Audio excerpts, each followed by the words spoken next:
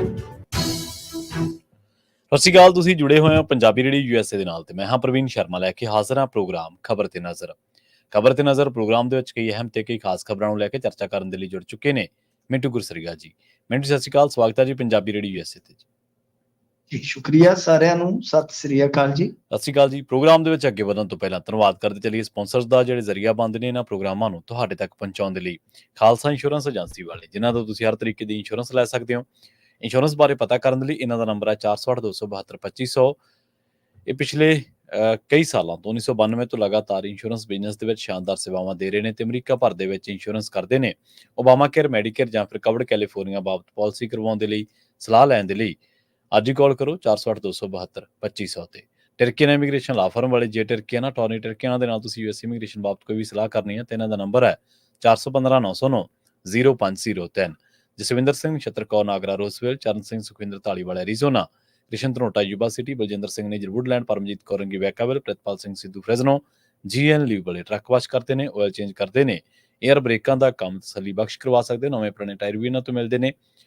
Location ਸੈਂਤਾਨੀਲਾ ਦੀ ਨਿਮਾ ਸੋਤਾ ਦੇ ਨਾਲ ਗੱਲ ਕੀਤੀ ਜਾ ਸਕਦੀ ਹੈ 209-270-0113 ਤੇ ਇੰਟਰਲਿਊ ਟਰੱਕ ਸਟਾਪ ਵਾਲੇ। ਇਹਨਾਂ ਸਾਰੇ ਹੀ ਸਪਾਂਸਰਸ ਦਾ ਬਹੁਤ ਬਹੁਤ ਧੰਨਵਾਦ। ਤੇ ਜੇਕਰ ਤੁਸੀਂ ਵੀ ਪੰਜਾਬੀ ਰੇਡੀਓ USA ਦੇ ਇਹਨਾਂ ਪ੍ਰੋਗਰਾਮਾਂ ਨੂੰ ਸਪਾਂਸਰ ਕਰਨਾ ਚਾਹੁੰਦੇ ਹੋ ਤਾਂ ਸਟੂਡੀਓ ਦਾ ਨੰਬਰ ਹੈ 408-272-5200। ਅੱਜ ਦਾ ਇਹ ਖਬਰ ਤੇ ਨਜ਼ਰ ਪ੍ਰੋਗਰਾਮ ਸਾਲ 2024 ਦੀ 10 ਅਕਤੂਬਰ ਦਾ ਪ੍ਰੋਗਰਾਮ ਹੈ ਤੇ ਦਿਨ ਅੱਜ ਵੀਰਵਾਰ ਹੈ। ਖਬਰਾਂ ਦੀ ਸ਼ੁਰੂਆਤ ਕਰੀਏ ਮਿੰਟੂ ਜੀ ਇੱਕ ਅਜਿਹੀ ਖਬਰ ਤੋਂ ਜਿਹਦੀ ਕੱਲ ਖਾਸੀ ਚਰਚਾ ਹੁੰਦੀ ਰਹੀ ਪੰਜਾਬ ਦੇ ਸੋਸ਼ਲ ਮੀਡੀਆ ਤੇ ਵੀ ਤੇ ਸਿੱਖ ਸਫਾਂ ਦੇ ਵਿੱਚ ਵੀ। ਗੁਰਪ੍ਰੀਤ ਸਿੰਘ ਹਰੀਨੋ, ਜਿਹੜਾ ਕਿ ਸਿੱਖ ਸੰਘਰਸ਼ਾਂ ਦੇ ਨਾਲ ਨੇੜੇ ਜੁੜਿਆ ਨੌਜਵਾਨ ਸੀ, ਉਸ ਦਾ ਕਤਲ ਹੋ ਗਿਆ, ਗੋਲੀਆਂ ਮਾਰ ਦਿੱਤੀਆਂ ਗਈਆਂ, ਪਰ ਪੁਲਿਸ ਦੇ ਹੱਥ ਕਹਿੰਦੇ ਹਜੇ ਵੀ ਖਾਲੀ ਹੈ ਜੀ।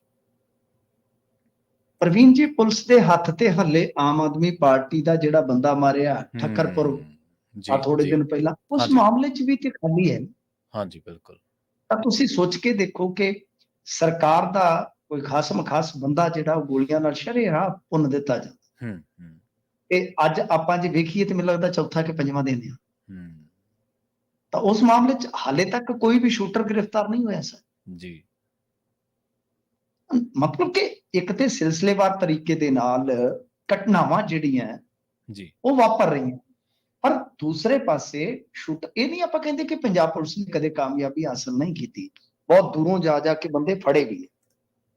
ਪਰ ਜਿਸ ਤਰ੍ਹਾਂ ਹੁਣ ਪੁਲਿਸ ਐਕਟਿਵ ਹੈ, ਮੁਸ਼ਤੈਦ ਆ, ਜਿਸ ਤਰ੍ਹਾਂ ਕੋਡ ਆਫ ਕੰਡਕਟ ਲੱਗਾ, ਤੇ ਉਸ ਦੇ ਬਾਵਜੂਦ ਵੀ ਬੇਖੌਫਤਾ ਦੇ ਨਾਲ ਬੰਦੇ ਮਾਰੇ ਜਾ ਰਹੇ ਆ ਤੇ ਛੇਤੀ ਕੀਤਾ ਪੁਲਿਸ ਦੇ ਹੱਥ ਖਾਲੀ ਨੇ, ਤਾਂ ਇਹ ਸੋਚਣ ਵਿਚਾਰਨ ਦਾ ਵਿਸ਼ਾ ਹੈ। ਹਰੀਨੋ ਦੇ ਮਾਮਲੇ 'ਚ ਤੁਹਾਨੂੰ ਪਤਾ ਹੈ ਕਿ ਕੋਈ ਆਪਣੇ ਤੋਂ ਬਹੁਤਾ ਦੂਰ ਨਹੀਂ ਹੈ ਇਲਾਕਾ, ਤਕਰੀਬਨ ਆਪਣੇ ਵਾਲਾ ਇਲਾਕਾ ਆ। ਸੋ ਇੱਥੇ ਹੁਣ ਮਸਲਾ ਥੋੜਾ ਜਿਹਾ ਉਲਝਵਾ ਹੈ। ਇੱਕ ਤੇ ਇਹ ਹੈ ਕਿ ਇਹ ਬੜਾ ਵਾਕਿਆ, ਬਿਲਕੁਲ ਤੁਸੀਂ ਕਿਹਾ ਕਿ ਬੜਾ ਸਿਆਣਾ ਨੌਜਵਾਨ ਸੀਗਾ, ਤੇ ਇਤਫਾਕਨ ਹੁਣ ਦੇਖੋ ਇਹ ਵੀ ਦੁਬਈ ਤੋਂ ਆਇਆ ਸੀ ਤੇ ਅਮਰਤਪਾਲ ਸਿੰਘ ਤਾਂ ਸਾਥੀ ਸੀ ਕਿਸੇ ਟਾਈਮ। ਜੀ ਦੋਨੇ ਹੀ ਪੰਜਾਬ ਆਉਂਦੇ ਨੇ, ਵਾਰਸ ਪੰਜਾਬ ਦੇ ਜਥੇਬੰਦੀ, ਦੋਨੇ ਹੀ ਇੱਕੋ ਜਥੇਬੰਦੀ। ਹਰਦੀਪ ਸਿੱਧੂ ਦੀ ਮੌਤ ਤੋਂ ਬਾਅਦ ਗੁਰਪ੍ਰੀਤ ਸਿੰਘ ਹਰੀਨੋ ਨੇ ਕੁਝ ਸਵਾਲ ਚੁੱਕੇ ਸਨ ਅਮਰਤਪਾਲ ਸਿੰਘ ਦੀ, ਖਾਸ ਤੌਰ ਤੇ ਜੋ ਵੀ ਕਾਰਗਰਦਗੀ।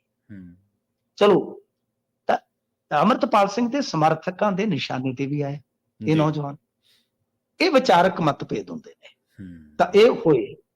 ਉਸ ਤੋਂ ਬਾਅਦ ਮਤਲਬ ਕਿ ਕੱਲ ਇਹ ਵੀ ਪਤਾ ਲੱਗਿਆ ਕਿ ਕੁਛ ਥ੍ਰੈਟ ਵਗੈਰਾ ਵੀ ਸੀਗੇ। ਸੁਖਰਾਜ ਸਿੰਘ ਮਿਆਮੀ ਵਾਲਾ ਨਾਲ ਮੈਂ ਗੱਲ ਕੀਤੀ, ਜੋ ਇਹਨਾਂ ਦੇ ਸਾਥੀ ਸੀ। ਉਹ ਕਹਿੰਦੇ ਕਿ ਥੋੜੇ ਦਿਨ ਪਹਿਲਾਂ ਮਿੰਟੂ ਬਈ ਆਏ ਸੀਗੇ ਕੁਝ ਬੰਦੇ, ਖੇਤ ਮਿਲੇ ਨੇ। ਠੀਕ ਹੈ ਜੀ। ਉਹਨਾਂ ਨੇ ਵੀ ਮਤਲਬ ਕਿ ਸਲਾਹ ਕਹਿ ਲਓ ਜਾਂ ਦਬਕਾ ਕਹਿ ਲਓ ਕਿ ਚੁੱਪ ਰਹਿਣ ਵਾਸਤੇ ਕਿਹਾ। ਇਹ ਹੁਣ ਪਤਾ ਨਹੀਂ ਕੌਣ ਹੈ ਸਨ। ਮਤਲਬ ਕਿ ਇੱਕ ਤੇ ਮਸਲਾ ਜਿਹੜਾ ਹੈ ਨਾ ਬਈ, ਇੱਥੋਂ ਸਟਾਰਟ ਹੋ ਕੇ ਅੱਗੇ ਜਾ ਕੇ ਜੁੜਦਾ ਇਸ ਗੱਲ ਦੇ ਨਾਲ ਕਿ ਸਰਪੰਚੀ ਦਾ ਇਲੈਕਸ਼ਨ ਵੀ ਜਿਹੜਾ ਉੱਥੇ ਚੱਲ ਰਿਹਾ ਸੀਗਾ। ਸਰਪੰਚੀ ਦਾ ਜਿਹੜਾ ਇਲੈਕਸ਼ਨ ਆ ਉਹਦੇ ਵਿੱਚ ਇੱਕ ਧਿਰ ਦੀ ਸਪੋਰਟ ਕਰ ਰਿਹਾ ਸੀ ਇਹ ਗੁਰਪ੍ਰੀਤ ਸਿੰਘ ਹਰੀਨੋ ਹੋਣੀ। ਠੀਕ ਹੈ। ਹੁਣ ਉਸ ਪਿੰਡ ਚੋਂ ਜੇ ਪਤਾ ਕਰੀਏ ਤੇ ਉੱਥੇ ਕਹਿੰਦੇ ਕਿ ਚਲੋ ਠੀਕ ਆ, ਧਿਰਬਾਜ਼ੀ ਜਾਂ ਪਾਰਟੀਬਾਜ਼ੀ ਤੇ ਪ੍ਰਵੀਨ ਹੁੰਦੀ ਆ, ਪਰ ਉਹ ਕਹਿੰਦੇ ਕਿ ਇੱਥੇ ਕੱਟੜ ਕੋਈ ਸਾਡੀ ਦੁਸ਼ਮਣੀ ਨਹੀਂ ਹੈ। ਜਿਵੇਂ ਆਪਣੇ ਪਿੰਡਾਂ 'ਚ ਵੀ ਧੜੇਬਾਜ਼ੀ ਤੇ ਹੁੰਦੀ ਆ, ਪਰ ਕਈ ਪਿੰਡਾਂ ਦੇ ਵਿੱਚ ਦੁਸ਼ਮਣੀ ਨਹੀਂ ਹੁੰਦੀ, ਸਿਆਸੀ ਦੁਸ਼ਮਣੀ ਨਹੀਂ। ਉਹ ਕਹਿੰਦੇ ਐਸਾ ਕੋਈ ਮਾਹੌਲ ਹੀ ਨਹੀਂ। ਲੋਕ ਵੋਟਾਂ ਤੋਂ ਬਾਅਦ ਫਿਰ ਵੀ ਮਿਲ ਵਰਤਨ ਕਰਨ ਲੱਗ ਪੈਂਦੇ ਆ। ਹਾਂਜੀ, ਬਿਲਕੁਲ। ਲੋਕ ਇਸ ਗੱਲ ਤੋਂ ਵੀ ਹੈਰਾਨ ਆ ਕਿ ਵਿਚਾਰਕ ਮਤਭੇਦ ਇੱਥੋਂ ਤੱਕ ਮੰਨਣ 'ਚ ਨਹੀਂ ਆਉਂਦਾ। ਫਿਰ ਦੂਜੀ ਗੱਲ ਹੈ ਕਿ ਸਿਆਸੀ ਕਤਲ, ਉਹ ਕਹਿੰਦੇ ਕਿ ਐਸਾ ਵੀ ਨਹੀਂ ਹੈ। ਫਿਰ ਇਹ ਕੀ ਆ? ਇਹ ਤਾਂ ਹੁਣ ਜਾਂਚ ਪੜਤਾਲ ਦਾ ਵਿਸ਼ਾ, ਕੀ ਕੋਈ ਪਰਸਨਲ ਰੰਜਿਸ਼ ਤਾਂ ਨਹੀਂ, ਜਾਂ ਕੋਈ ਇਹਦੇ ਵਿੱਚ ਕੋਈ ਲੁਕਵੀਂ ਖੇਡ ਤਾਂ ਨਹੀਂ ਸਰ, ਜੋ ਆਪਾਂ ਨੂੰ ਕਹਿ ਲਓ ਕਿ ਹਾਲੇ ਤੱਕ ਅਬੋਝਿਆ, ਜਿਸ ਨੂੰ ਆਪਾਂ ਡੀਕੋਡ ਨਾ ਕਰ ਸਕਦੇ, ਜਾਂ ਮਤਲਬ ਕਿ ਸਿੱਧਾ ਮੈਂ ਕਹਾਂ ਤਾਂ ਕੋਈ ਸ਼ਰਾਰਤੀ ਕਾਰਾ, ਉਹ ਕੋਈ ਵੀ ਕਰਾ ਸਕਦਾ, ਏਜੰਸੀ ਕਰਵਾ ਸਕਦੀ ਹੈ, ਕੋਈ ਵੀ, ਮਤਲਬ ਕਿ ਮੈਂ ਉਹਦੇ ਵਿੱਚ ਜੇ ਸਿੱਧਾ ਕਹਾਂ, ਸਪਸ਼ਟ ਕਹਾਂ, ਤੇ ਕੋਈ ਵੀ ਸ਼ਾਮਲ ਹੋ ਸਕਦਾ, ਕਿ ਐਸਾ ਤੇ ਨਹੀਂ ਹੈ। ਸੋ ਇਹ ਪੁਲਿਸ ਨੂੰ ਹੁਣ ਪ੍ਰਵੀਨ ਜੀ ਸਿੱਧ ਕਰਨਾ ਚਾਹੀਦਾ। ਇਹ ਬਹੁਤ ਸੈਂਸਿਟਿਵ ਮਾਮਲਾ ਮੇਰੀ ਨਜ਼ਰ ਦੇ ਨਾਲ, ਕਿਉਂਕਿ ਗੁਰਪ੍ਰੀਤ ਸਿੰਘ ਹਰੀਨੋ ਵਰਗਾ ਜੇ ਸਿੱਖ ਨੌਜਵਾਨ ਇਸ ਤਰ੍ਹਾਂ ਨਿਸ਼ਾਨਾ ਬਣਾਇਆ ਜਾਂਦਾ, ਜਿਸ ਨੇ ਵੀ ਬਣਾਇਆ, ਚਾਹੇ ਉਹ ਕੋਈ ਏਜੰਸੀ ਹੈ, ਚਾਹੇ ਕੋਈ ਪਰਸਨਲ ਰੰਜਿਸ਼ ਹੈ। ਦੇਖੋ ਉਹਦਾ ਘਰ ਉਜੜ ਗਿਆ ਨਾ, ਛੋਟਾ ਜਿਹਾ ਬੱਚਾ 8-10 ਸਾਲ ਦਾ, ਆਪਦੀ ਉਮਰ 30-32 ਸਾਲ, ਕੀ ਨੌਜਵਾਨੀ ਹੁੰਦੀ ਆ 30-32 ਸਾਲ ਦੀ? ਤਾਂ ਗੱਲ ਇਹ ਆ ਕਿ ਇਹ ਇਨਸਾਫ ਹੋਣਾ ਚਾਹੀਦਾ। ਮੇਰੇ ਖਿਆਲ ਦੇ ਨਾਲ ਦੇਖੋ ਗੱਲ ਇਹ ਪ੍ਰਵੀਨ ਜੀ ਕਿ ਇਹਦੇ ਵਿੱਚ ਸਾਰਿਆਂ ਨੂੰ ਇਨਸਾਫ ਮੰਗਣ ਦੀ, ਇਹ ਨਹੀਂ ਦੇਖਣਾ ਚਾਹੀਦਾ ਕਿ ਫਲਾਣੇ ਦਾ ਸਮਰਥਕ ਸੀ ਜਾਂ ਫਲਾਣੇ ਦਾ ਆਲੋਚਕ ਸੀ। ਬਿਲਕੁਲ ਜੀ, ਬਿਲਕੁਲ। ਇਹ ਕੱਲ ਨੂੰ ਕੁਝ ਵੀ ਅੱਗੇ ਹੋ ਸਕਦਾ ਹੈ ਸਰ। ਨਿਆਂ ਮੰਗਣਾ ਚਾਹੀਦਾ ਕਿ ਇਹ ਨਹੀਂ ਹੈਗਾ ਕਿ ਫੜ ਕੇ ਬੰਦੇ ਐਂ ਟੰਗ ਦਿਓ ਜਾਂ ਕਿਸੇ ਦੂਜੇ ਨੂੰ ਬਦਨਾਮ ਕਰੋ। ਮੇਰੀ ਇਹ ਵੀ ਕਹ ਲਓ ਕਿ ਦਲੀਲ ਹੈ ਇਸ ਮਾਮਲੇ ਦੇ ਵਿੱਚ ਕਿ ਬਈ ਨਿਆਂ ਜਿਹੜਾ ਹੈ ਉਹ ਇੱਕ ਤੇ ਸੰਪੂਰਨ ਹੋਵੇ ਤੇ ਇੱਕ ਸਹੀ ਹੋਵੇ। ਖਾਨਾ ਪੂਰਤੀ ਨਹੀਂ ਹੋਣੀ ਚਾਹੀਦੀ। ਔਰ ਪੁਲਿਸ ਸੈਂਸਿਟੀਵਿਟੀ ਇਸ ਮਾਮਲੇ ਦੀ ਸਮਝ ਨਹੀਂ ਰਹੀ ਮੈਨੂੰ ਲੱਗਦਾ। ਪਰ ਇਹ ਅੱਗੇ ਜਾ ਕੇ ਚੀਜ਼ਾਂ ਜਿਹੜੀਆਂ ਨੇ ਆਪਾਂ ਦੇਖਿਆ ਪਿੱਛੇ, ਜੇ ਅਤੀਤ 'ਚ ਚਲੇ ਜਾਈਏ ਤਾਂ ਕਿਸ ਤਰ੍ਹਾਂ ਇੱਕ ਧਿਰ ਦੀ ਕਿਲਿੰਗ ਸ਼ੁਰੂ ਹੋਈਆਂ ਸੀਗੀਆਂ ਤਾਂ ਕਿਵੇਂ ਉਹ 'ਚ ਅੱਗੇ ਚੱਲੀਆਂ ਸੀ ਲੜੀਵਾਰ ਤਰੀਕੇ ਨਾਲ ਪੰਜਾਬ 'ਚ, ਤੇ ਉਹਨਾਂ ਦਾ ਅਸਰ ਬਹੁਤ ਅੱਗੇ ਵਧਿਆ ਸੀਗਾ। ਇਸ ਕਰਕੇ ਉਹ ਸਾਨੂੰ ਹੁਣ ਦੇਖਣਾ ਚਾਹੀਦਾ ਕਿ ਅਸੀਂ ਇਸ ਪਾਸੇ ਧਿਆਨ ਦੇ ਕੇ ਪਹਿਲੀ ਗੱਲ ਤਾਂ ਇੱਕ ਸਵਾਲ ਪ੍ਰਸ਼ਾਸਨ ਨੂੰ ਕਰੀਏ ਕਿ ਅਜਿਹਾ ਕਿਉਂ ਵਾਪਰ ਰਿਹਾ ਕਿ ਬਹੁਤ ਹੀ, ਹੁਣ ਤੁਸੀਂ ਦੇਖੋ ਪਿੰਡ 'ਚ ਵੜ ਕੇ, ਗਲੀ 'ਚ ਵੜ ਕੇ, ਘਰ ਦੇ ਅੱਗੇ ਬੰਦਾ ਵੜ ਕੇ ਜਾਣਾ, ਪਰ ਵੀ ਇਹ ਕੋਈ ਸੌਖਾ ਕੰਮ ਨਹੀਂ ਹੈਗਾ। ਪਰ ਪੰਜਾਬ ਦੇ ਵਿੱਚ ਔਖੇ ਤੋਂ ਔਖਾ ਕੰਮ ਬੜੇ ਸਾਦੇ ਢੰਗ ਨਾਲ ਕਰਕੇ ਉਹ ਨਿਕਲ ਜਾਂਦੇ, ਕਿਉਂਕਿ ਪੁਲਿਸ ਦਾ ਕੋਈ ਡਰ ਖੌਫ ਹੈ ਨਹੀਂ ਫਿਲਹਾਲ। ਮੈਂ ਤੇ ਇਹੀ ਚਾਹਾਂਗਾ ਕਿ ਇੱਕ ਤੇ ਪਰਦਾ ਉੱਠੇ ਕਿ ਗੁਨਾਹਗਾਰ ਅਸਲੀ ਕੌਣ ਹੈ ਪ੍ਰਵੀਨ ਜੀ, ਤੇ ਦੂਜਾ ਹੈ ਕਿ ਨਿਆਂ ਪਰਿਵਾਰ ਨੂੰ ਤੇ ਮਿਲਣਾ ਚਾਹੀਦਾ, ਭਾਵੇਂ ਵਿਚਾਰਕ ਮਤਭੇਦ ਹੋਣ, ਕੋਈ ਪਰਸਨਲ ਰੰਜਿਸ਼ ਵੀ ਹੋ ਸਕਦੀ ਹੈ ਪ੍ਰਵੀਨ ਜੀ, ਉਹਦੇ 'ਚ ਆਪਾਂ ਕੋਈ ਜਜਮੈਂਟ ਨਹੀਂ ਦੇ ਰਹੇ। ਹਾਂਜੀ ਹਾਂਜੀ, ਬਿਲਕੁਲ। ਕੋਈ ਮਤਲਬ ਕਿ ਕਿਸੇ ਐਂਗਲ ਤੋਂ ਵੀ ਲਾ ਲਈਏ, ਪਰ ਕਿਸੇ ਬੰਦੇ ਨੂੰ ਮਾਰ ਦੇਣਾ, ਗੋਲੀਆਂ ਨਾਲ ਭੁੰਨ ਦੇਣਾ ਵਾਜਬ ਨਹੀਂ ਹੈ, ਚਾਹੇ ਕੁਝ ਵੀ ਹੈ, ਕਾਰਨ ਕੁਝ ਵੀ ਰਹੇ ਹੋਣ। ਸੋ ਨਿਆਂ ਹੋਣਾ ਚਾਹੀਦਾ, ਪਰ ਜਿਹੜਾ ਨਿਆਂ ਆ ਉਹ ਸੰਪੂਰਨ ਹੋਣਾ ਚਾਹੀਦਾ ਤੇ ਸੱਚਾ ਸੁੱਚਾ ਹੋਣਾ ਚਾਹੀਦਾ। ਹਾਂਜੀ ਬਿਲਕੁਲ। ਦੇਖੋ ਵਿਚਾਰ ਕਿਸੇ ਦਾ ਕੋਈ ਵੀ ਹੈ ਮਿੰਟੂ ਜੀ, ਜੇ ਹਿੰਸਾ ਆਪਣੇ ਵਿਰੁੱਧ ਗਲਤ ਹੈ ਤੇ ਕਿਸੇ ਦੇ ਵਿਰੁੱਧ ਵੀ ਤਾਂ ਗਲਤ ਹੀ ਹੈ ਨਾ। ਬਿਲਕੁਲ ਦਰੁਸਤ ਕਿਹਾ, ਪਰ ਦਿਲ ਜਿੱਤਣ ਵਾਲੀ ਗੱਲ ਕਹੀ ਜੀ। ਪੰਚਾਇਤੀ ਚੋਣਾਂ ਦੀ ਗੱਲ ਕਰੀਏ, ਕਈ ਦਿਨਾਂ ਤੋਂ ਆਪਾਂ ਇਹ ਜਿਹੜੀਆਂ ਪੰਚਾਇਤੀ ਚੋਣਾਂ ਚਾਹੁੰਦੇ ਤਾਂ ਆਪਾਂ ਨੁਮਾਇੰਦੇ ਸੀਗੇ, ਪਰ ਆਪਾਂ ਭਰਾ ਮਾਰੂ ਜੰਗ ਤੇ ਉਤਰ ਖੜੇ ਆ। ਪਿੰਡਾਂ ਦੇ ਵਿੱਚ ਆਪਾਂ ਦੇਖਿਆ ਭਾਈਚਾਰਾ ਸੀਗਾ ਜਿਹੜਾ ਮਹੀਨੇ ਕੁ ਪਹਿਲਾਂ, ਤੇ ਹੁਣ ਇੱਕ ਦੂਜੇ ਦੇ ਸਿਰ ਪਾੜਨ ਤੇ ਕਤਲੋਗਾਰਤ ਦਾ ਤੁਸੀਂ ਜ਼ਿਕਰ ਕਰ ਹੀ ਦਿੱਤਾ। ਕੁਝ ਹੋਰ ਪੰਚਾਇਤੀ ਚੋਣਾਂ ਤੇ ਵੀ ਸਟੇ ਹੋ ਗਿਆ ਜੀ। ਦੇਖੋ ਪ੍ਰਵੀਨ ਜੀ, ਅੱਜ ਤੜਕੇ 10 ਵਜੇ ਹੀ ਸੁਣਵਾਈ ਹੋਈ ਸੀਗੀ। ਜੀ। ਪਹਿਲਾਂ ਏਦਾਂ ਲੱਗਦਾ ਸੀਗਾ ਕਿ ਸੁਣਵਾਈ ਟਲ ਗਈ ਆ, ਕਿਉਂਕਿ ਕੱਲ ਵਾਲੀਆਂ ਜਿਹੜੀਆਂ ਪਟੀਸ਼ਨਸ ਸੁਣੀਆਂ ਗਈਆਂ ਸੀਗੀਆਂ ਤਾਂ ਉਹਦਾ ਜਿਹੜਾ ਡਿਟੇਲਡ ਆਰਡਰ ਸੀਗਾ ਉਹ ਨਹੀਂ ਸੀਗਾ। ਹੁਣ ਉਹ ਪਿਛਲੇ ਫੈਸਲੇ ਦਾ ਡਿਟੇਲਡ ਆਰਡਰ ਨਹੀਂ ਆਏਗਾ, ਦੂਜੀ ਬੈਂਚ ਕੋਲ ਚਲਾ ਗਿਆ ਨਾ ਕੇਸ। ਜੇ ਤੇ ਕੱਲ ਵਾਲੀ ਬੈਂਚ ਕੋਲ ਰਹਿੰਦਾ ਤੇ ਅੱਜ ਕੁਝ ਵੀ ਹੋ ਸਕਦਾ ਸੀ। ਬੈਂਚ ਬਦਲ ਗਿਆ, ਹੁਣ ਪਿਛਲੀ ਬੈਂਚ ਨੇ ਜੋ ਆਰਡਰ ਦਿੱਤਾ ਹੈ ਤਾਂ ਉਹ ਡਿਟੇਲਡ ਆਰਡਰ ਆਏਗਾ ਤੇ ਤਦ ਹੀ ਬੈਂਚ ਨੂੰ ਪਤਾ ਲੱਗੇਗਾ ਨਾ ਕਿ ਉਹਨਾਂ ਨੇ ਕੀ ਇਹਦੇ 'ਚ ਲਿਖਿਆ। ਸੋ ਇਹਦੇ ਕਰਕੇ ਲੱਗਦਾ ਸੀਗਾ ਕਿ ਅੱਜ ਇਹ ਮਾਮਲਾ ਟਲੇਗਾ, ਪਰੰਤੂ ਫਿਰ ਸੁਣਵਾਈ ਹੋਈ ਕਿਉਂਕਿ ਮਾਮਲੇ ਬੜੇ ਗੰਭੀਰ ਨੇ ਪ੍ਰਵੀਨ ਜੀ। ਮਾਮਲੇ ਇੰਨੇ ਗੰਭੀਰ ਨੇ ਕਿ ਦੇਖੋ ਅੱਜ ਇੱਕ ਧਿਰ ਦੇ ਵਕੀਲ ਦੱਸ ਰਹੇ ਸਨ ਕਿ ਸਭ ਸਾਡੇ ਜਿਹੜੇ ਪਟੀਸ਼ਨਰ ਨੇ ਉਹਨਾਂ ਦਾ ਨਾਮ ਤੇ ਨਾਮ ਜਿਹੜਾ ਆ ਉਹ ਰਿਜੈਕਟਡ ਲਿਸਟ ਦੇ ਵਿੱਚ ਹੈ, ਨਾ ਹੀ ਸਿਲੈਕਟਡ ਲਿਸਟ ਦੇ ਵਿੱਚ ਹੈ। ਦੱਸੋ, ਦੱਸ ਹੀ ਨਹੀਂ ਰਹੇ। ਕਦੇ ਆ ਚੀਜ਼ਾਂ ਸੁਣੀਆਂ ਨੇ ਤੁਸੀਂ? ਮੈਂ ਆਡੀਅנס ਨੂੰ ਵੀ ਪੁੱਛਣਾ ਚਾਹਾਂਗਾ, ਬੜੇ ਪੁਰਾਣੇ ਬੰਦੇ ਇੱਥੇ ਬੈਠੇ ਹੋਣਗੇ, ਅਮਰੀਕਾ 'ਚ ਬਹੁਤ, ਹੋਰ ਦੇਸ਼ਾਂ 'ਚ ਵੀ ਹੋ ਸਕਦਾ। ਉਹਨਾਂ ਨੇ ਬਹੁਤ ਇਲੈਕਸ਼ਨ ਦੇਖੇ ਹੋਣੇ, ਕੁਛ ਨੇ ਲੜੇ ਹੋਣੇ। ਕਦੇ ਇਹ ਵੀ ਹੈ ਕਿ ਉਮੀਦਵਾਰ ਨੂੰ ਦੱਸਿਆ ਹੀ ਨਾ ਜਾਵੇ ਕਿ ਤੂੰ ਕੌਣ ਹੈ ਜੀ।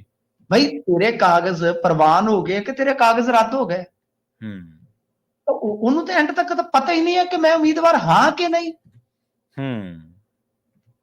तो बड़ी अजीबोगरीब परिस्थिति हो गई है। मैं तो ग्राउंड वेख वेख के हैरान रह गया साहब कि कैसे कैसे ग्राउंड जिहड़े आ वो बन रहे आ ते कोर्ट उन्हें कंसीडर कर रही है। देखो ਇਹਦੇ ਵਿੱਚ ਕੀ ਆ ਕਿ ਕੋਰਟ ਨੇ ਮੁਕਤਸਰ ਜ਼ਿਲ੍ਹੇ ਦੇ ਤੇ ਫਿਰ ਇਸ ਤੋਂ ਇਲਾਵਾ ਮੋਗਾ ਜ਼ਿਲ੍ਹੇ ਦੇ ਜੀ ਅਤੇ ਤਰਨਤਾਰਨ ਜ਼ਿਲ੍ਹੇ ਦੇ ਕੁਝ ਜਿਹੜੇ ਪਿੰਡ ਸੀਗੇ ਉਹਨਾਂ ਦੀਆਂ ਚੋਣਾਂ ਫਿਰ ਸਟੇ ਕਰ ਦਿੱਤੀਆਂ ਨੇ। ਠੀਕ ਮੈਂ ਹੈ। ਕੱਲ ਹੀ ਇਸ ਗੱਲ ਤੇ ਕਹਿ ਲੋ ਕਿ ਸ਼ੱਕ ਜਤਾਇਆ ਸੀਗਾ ਪ੍ਰਵੀਨ ਜੀ ਕਿ ਪਟੀਸ਼ਨਾਂ ਹੋਰ ਜਾਣਗੀ।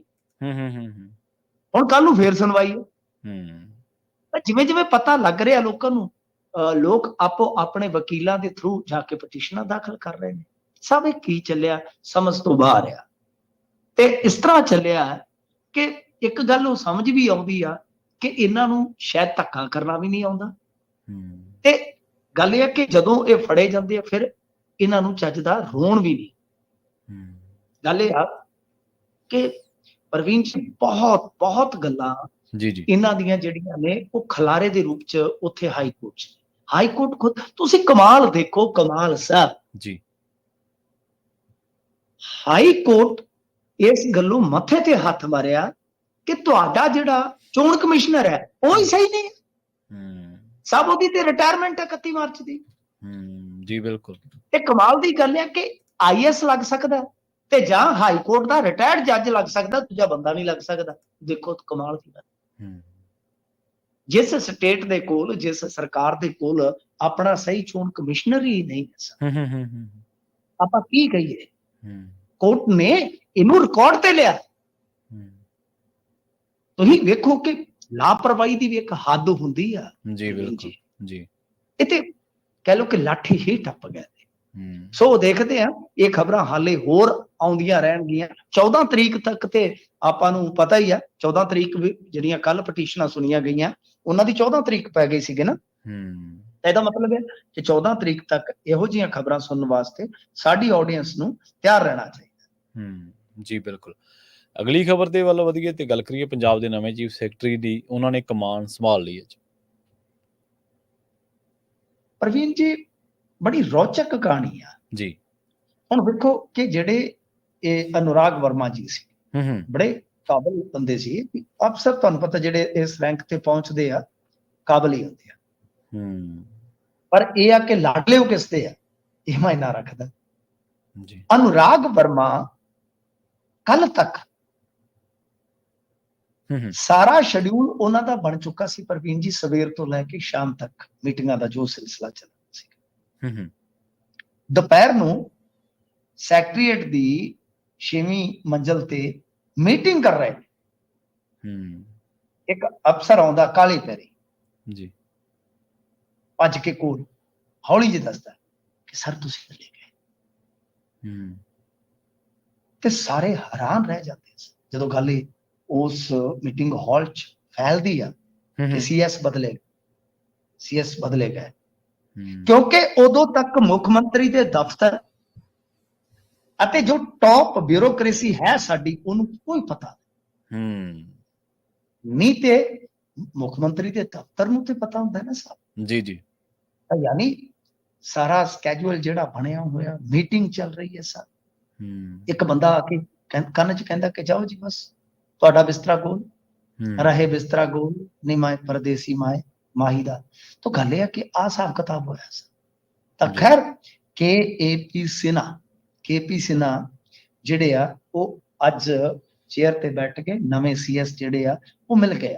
ਪਰ ਇਸ ਸਾਰੇ ਘਟਨਾਕ੍ਰਮ ਨੂੰ ਜੇ ਆਪਾਂ ਛਾਨਣਾ ਲਾਈਏ ਤਾਂ ਤੁਸੀਂ ਦੇਖੋ ਕਿ ਜਿਹੜੀ ਪਤਝੜ ਆਈ ਪਈ ਸੀ ਮਾਨ ਸਾਹਿਬ ਦੇ ਨੇੜਲਿਆਂ ਤੇ, ਚਾਹੇ ਪੰਨੂ ਸਾਹਿਬ ਹੋਣ, ਵਧਵਾ ਸਾਹਿਬ ਹੋਣ, ਮਨਪ੍ਰੀਤ ਕੌਰ ਹੋਵੇ, ਓਂਕਾਰ ਸੰਧੂ ਜੀ ਹੋਣ, ਫਿਰ ਅਨੁਰਾਗ ਵਰਮਾ ਜੀ ਹੋਣ, ਤਾਂ ਇਹਦੇ ਚ ਜੇ ਤੁਸੀਂ ਵੇਖੋਗੇ ਹਰਿਆਣੇ ਦਾ ਇਲੈਕਸ਼ਨ ਖਤਮ ਹੁੰਦਿਆਂ ਹੀ ਤੇਜ਼ੀ ਆ ਗਈ ਆ, ਸਮਾਂ ਦੀ ਤੇਜ਼ੀ ਆ ਗਈ ਆ। ਤਾਂ ਬਹੁਤ ਜਲਦੀ ਕੁਝ ਹੋਰ ਵੀ ਹਿਲਜੁਲ ਆਪਾਂ ਨੂੰ ਵਿਖਾਈ ਦੇਵੇਗੀ।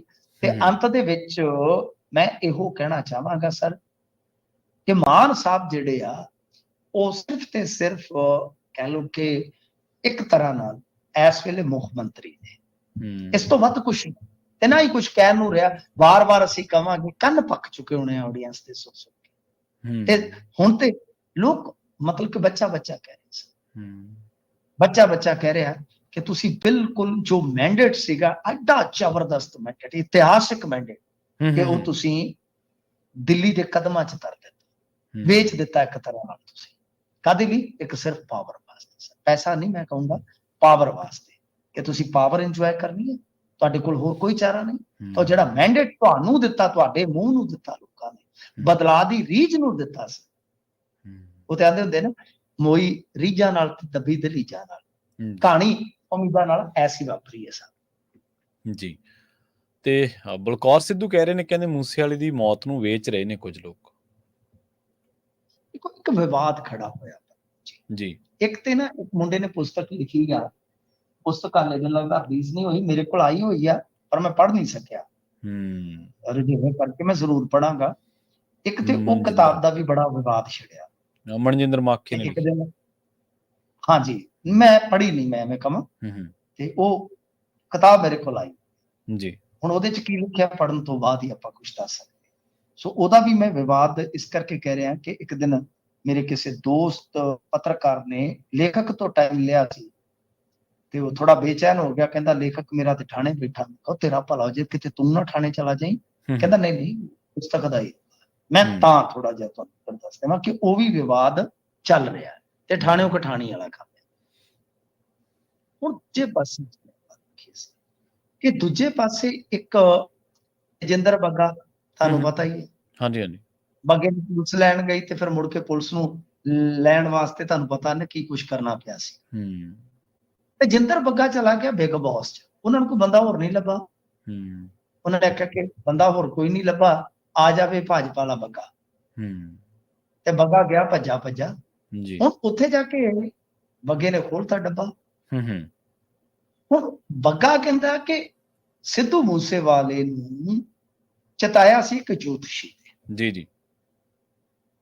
ਜੋਤਸ਼ੀ ਦਾ ਲੰਬਾ ਜਿਹਾ ਨਾਮ ਆ, ਹੁਣੇ ਟੈਲੀਵਿਜ਼ਨ ਚੈਨਲ ਤੇ ਆ ਰਿਹਾ ਸੀਗਾ, ਪਰ ਮੈਂ ਕਿਸੇ ਆਪਣੇ ਦੋਸਤ ਨਾਲ ਗੱਲਬਾਤ ਕਰਦਾ ਹੋਣ ਕਰਕੇ ਮਿਊਟ ਹੀ ਸੀਗਾ, ਤੇ ਮੈਂ ਦੇਖ ਰਿਹਾ ਸੀਗਾ, ਉਹੀ ਜੋਤਸ਼ੀ ਸੀ ਉਹ, ਮਤਲਬ ਕਿ ਨੌਜਵਾਨ ਜੋਤਸ਼ੀ।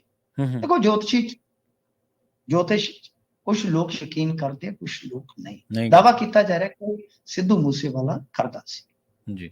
ਹੁਣ ਗੱਲ ਇਹ ਆ ਕਿ ਇਹਨੇ ਜਾ ਕੇ ਇਹ ਕਿਹਾ ਬੱਗੇ ਨੇ ਕਿ ਮੈਨੂੰ ਜੋਤਸ਼ੀ ਨੇ ਦੱਸਿਆ ਸੀਗਾ ਕਿ ਸਿੱਧੂ ਮੂਸੇਵਾਲਾ ਮੌਤ ਤੋਂ ਕੁਝ ਦਿਨ ਪਹਿਲਾਂ ਮੈਨੂੰ ਮਿਲਿਆ ਸੀ, ਤੇ ਮੈਂ ਉਸਨੂੰ ਸਲਾਹ ਦਿੱਤੀ ਸੀਗੀ ਕਿ ਤੂੰ ਆਪਣਾ ਜਨਮ ਸਥਾਨ ਛੱਡ ਦੇ।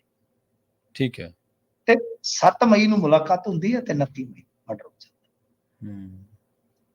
ਇੱਕ ਤੇ ਇਹ ਮਾਮਲਾ ਬਣ ਗਿਆ, ਦੂਜਾ ਤੁਹਾਨੂੰ ਪਤਾ ਹੀ ਆ ਕਿ ਕਿਤਾਬ ਤੇ ਵੀ ਅੱਜ ਬਲਕੌਰ ਸਿੱਧੂ ਨੇ ਕਿਹਾ ਕਿ ਭਾਈ ਕੁਝ ਲੋਕ ਪੈਸਿਆਂ ਦੀ ਖਾਤਰ ਇਹ ਸਭ ਕੁਝ ਕਰ ਰਹੇ। ਜੋ ਲੋਕ ਸਿੱਧੂ ਨੂੰ ਆਪਣਾ ਦੋਸਤ ਦੱਸ ਰਹੇ ਆ, ਉਹ ਅੱਜ ਤੱਕ ਸਿੱਧੂ ਦੇ ਨਿਆਂ ਵਾਸਤੇ ਉਹਨਾਂ ਦੇ ਕੋਲ ਕਿਉਂ ਨਹੀਂ ਜੀ। ਮਤਲਬ ਕਿ ਇੱਥੇ ਹੁਣ ਆਪਾਂ, ਮੈਂ ਜਿਵੇਂ ਕਿਹਾ ਕਿ ਕੁਝ ਨਹੀਂ ਕਹਿ ਸਕਦੇ, ਪੁਸਤਕ 'ਚ ਕੀ ਲਿਖਿਆ ਬੰਦ ਪਈ ਆ, ਮੈਨੂੰ ਨਹੀਂ ਪਤਾ, ਮੈਂ ਪੜਾਂਗਾ ਫਿਰ ਆਪਾਂ ਨੂੰ ਕੋਈ ਆਈਡੀਆ ਜਿਹਾ ਹੁੰਦਾ ਕਿ ਕੀ ਆ।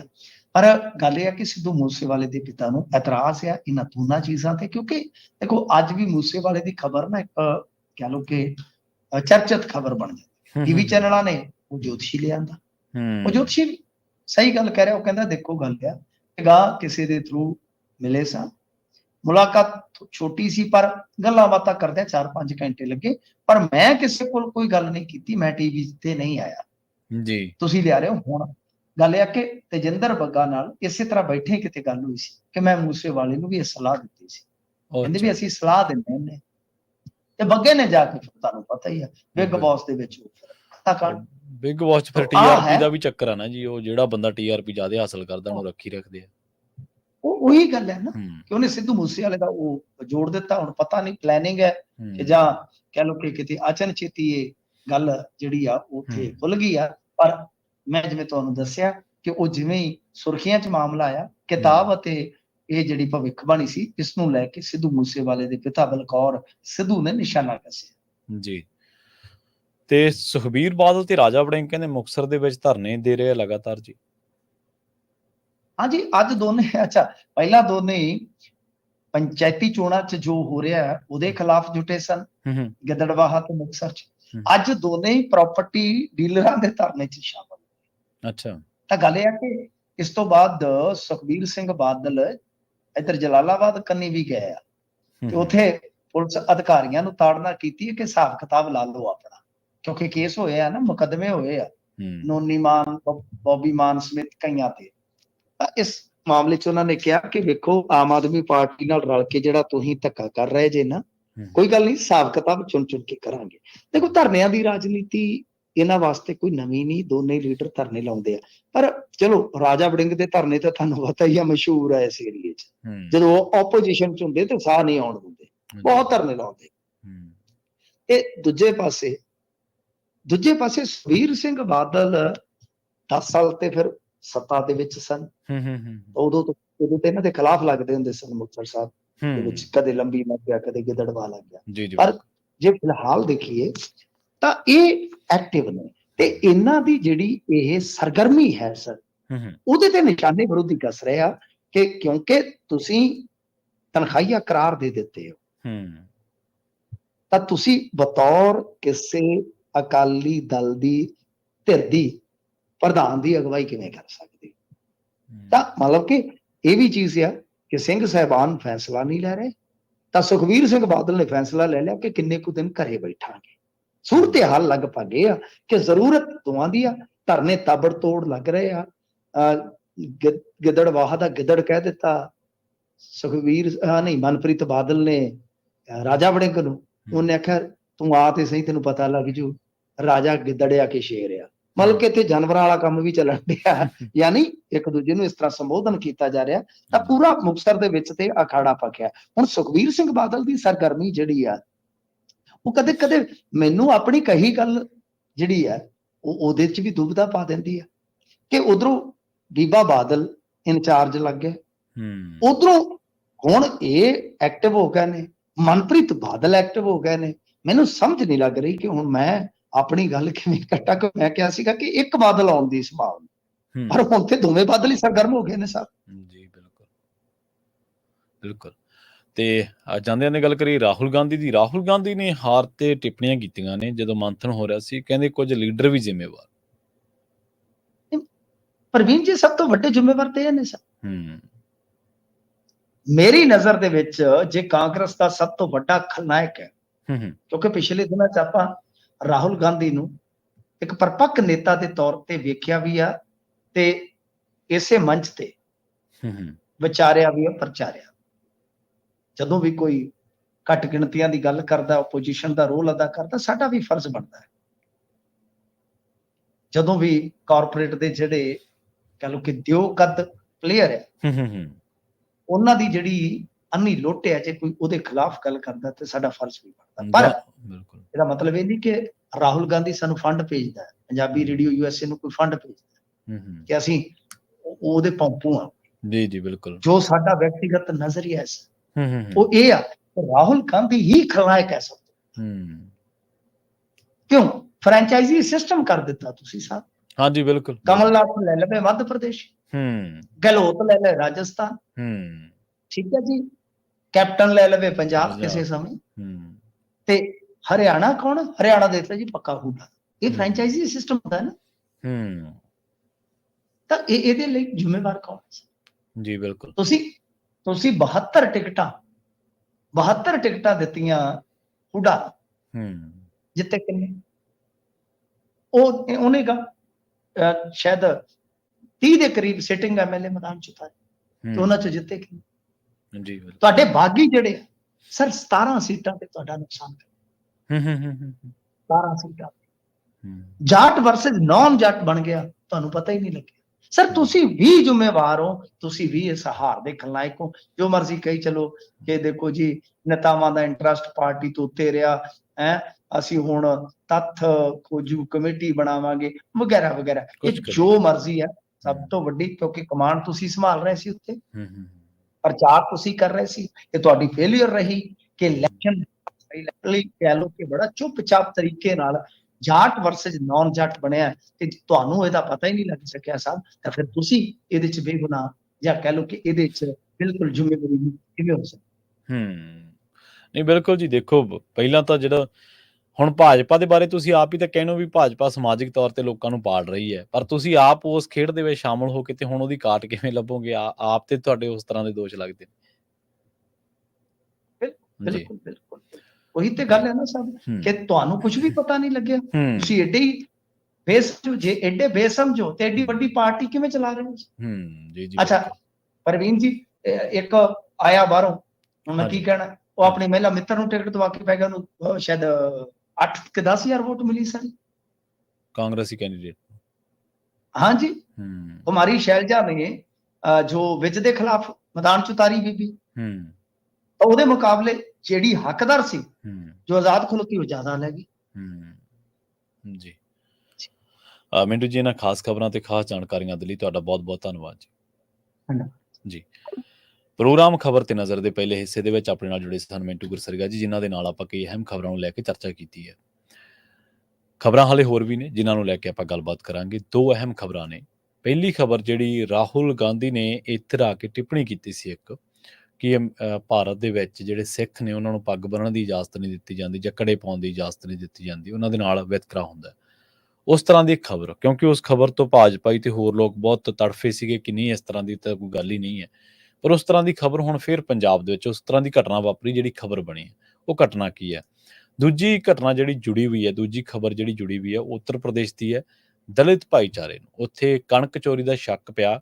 3 ਦਲਿਤ ਭਾਈਚਾਰੇ ਦੇ ਜਵਾਕਾਂ ਬਾਰੇ ਕਹਿ ਲਓ ਜਾਂ ਬੱਚਿਆਂ ਬਾਰੇ, ਉਹਨਾਂ ਨੂੰ ਫਿਰ ਨੰਗਿਆਂ ਕਰਕੇ ਜਿਹੜਾ ਘੁਮਾਇਆ ਗਿਆ। ਪੂਰੀ ਖਬਰ ਕੀ ਹੈ, ਇਹਦੇ ਬਾਰੇ ਚਰਚਾ ਕਰਾਂਗੇ ਬ੍ਰੇਕ ਤੋਂ ਬਾਅਦ।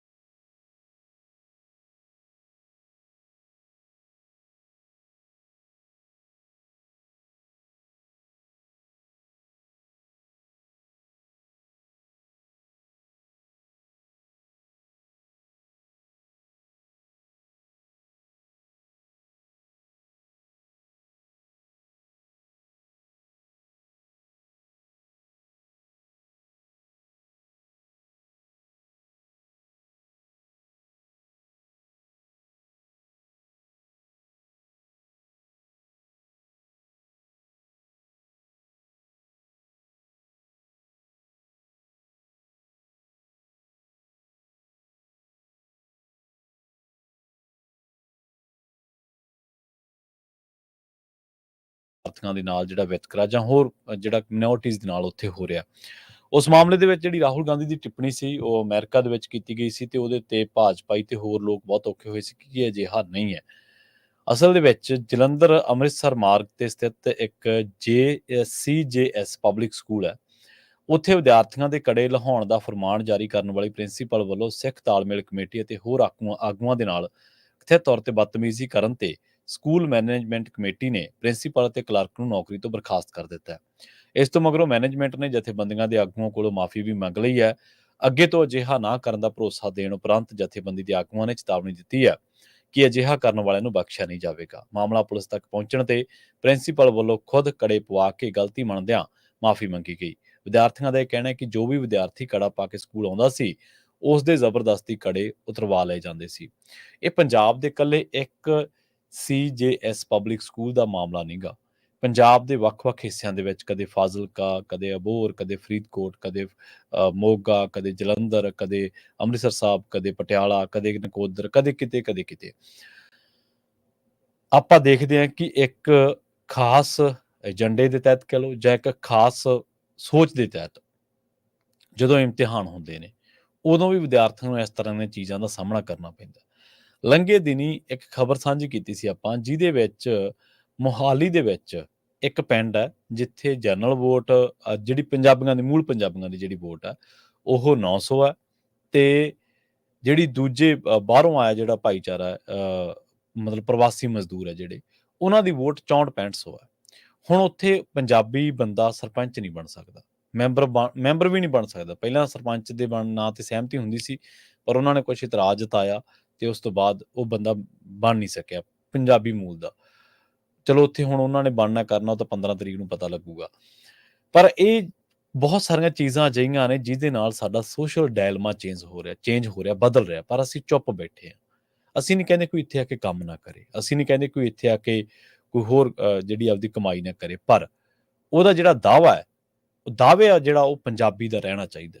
ਜੇਕਰ ਅਸੀਂ ਰਾਜਸਥਾਨ ਨਹੀਂ ਜਾ ਸਕਦੇ, ਪੈਲੀਆਂ ਨਹੀਂ ਲੈ ਸਕਦੇ ਔਰ ਹਿਮਾਚਲ ਨਹੀਂ ਜਾ ਸਕਦੇ, ਉੱਥੇ ਜ਼ਮੀਨ ਨਹੀਂ ਖਰੀਦ ਸਕਦੇ ਔਰ ਅਸੀਂ ਨਹੀਂ ਕੋਈ ਵੀ ਨਹੀਂ ਖਰੀਦ ਸਕਦਾ, ਉੱਥੇ ਟਾਈਮ ਲੈਣਾ ਪੈਂਦਾ ਕੁਛ, ਫਿਰ ਉਸ ਤੋਂ ਬਾਅਦ ਤਾਂ ਉਸ ਤਰ੍ਹਾਂ ਦਾ ਕੋਈ ਵਿਧੀ ਵਿਧਾਨ ਇੱਥੇ ਵੀ ਹੋਣਾ ਚਾਹੀਦਾ।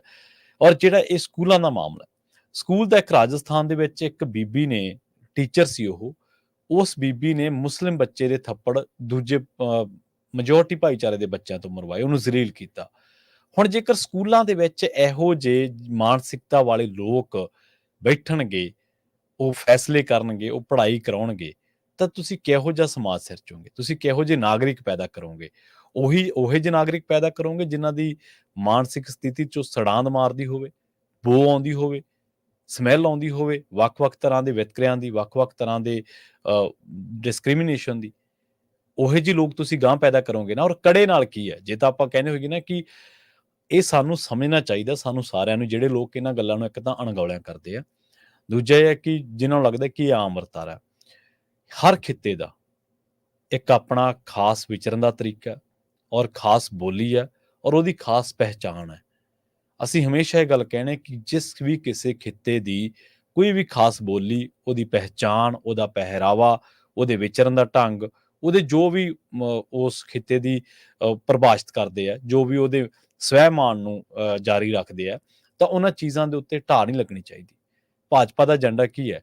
ਭਾਜਪਾ ਦਾ ਏਜੰਡਾ ਇਹੀ ਹੈ ਨਾ ਕਿ ਸਾਰਿਆਂ ਨੂੰ ਇੱਕੋ ਰੰਗ ਦੇ ਵਿੱਚ ਰੰਗਣਾ, ਔਰ ਇਹ ਨਹੀਂ ਹੋ ਸਕਦਾ ਕਿਉਂਕਿ ਇਹ ਗੁਲਦਸਤਾ ਲੋਕ, ਵੱਖ-ਵੱਖ ਵਿਚਾਰਾਂ ਦੇ ਲੋਕ ਆ, ਵੱਖ-ਵੱਖ ਧਰਮਾਂ ਦੇ ਲੋਕ ਆ, ਵੱਖ-ਵੱਖ ਫਿਰਕਿਆਂ ਦੇ ਲੋਕ ਆ, ਵੱਖ-ਵੱਖ ਥਾਵਾਂ ਦੇ ਲੋਕ ਆ, ਕਿਤੇ ਕਿਸ ਤਰ੍ਹਾਂ ਦੀ ਰੁੱਤ ਹੈ, ਕਿਤੇ ਕਿਸੇ ਤਰ੍ਹਾਂ ਦੀ ਰੁੱਤ ਹੈ।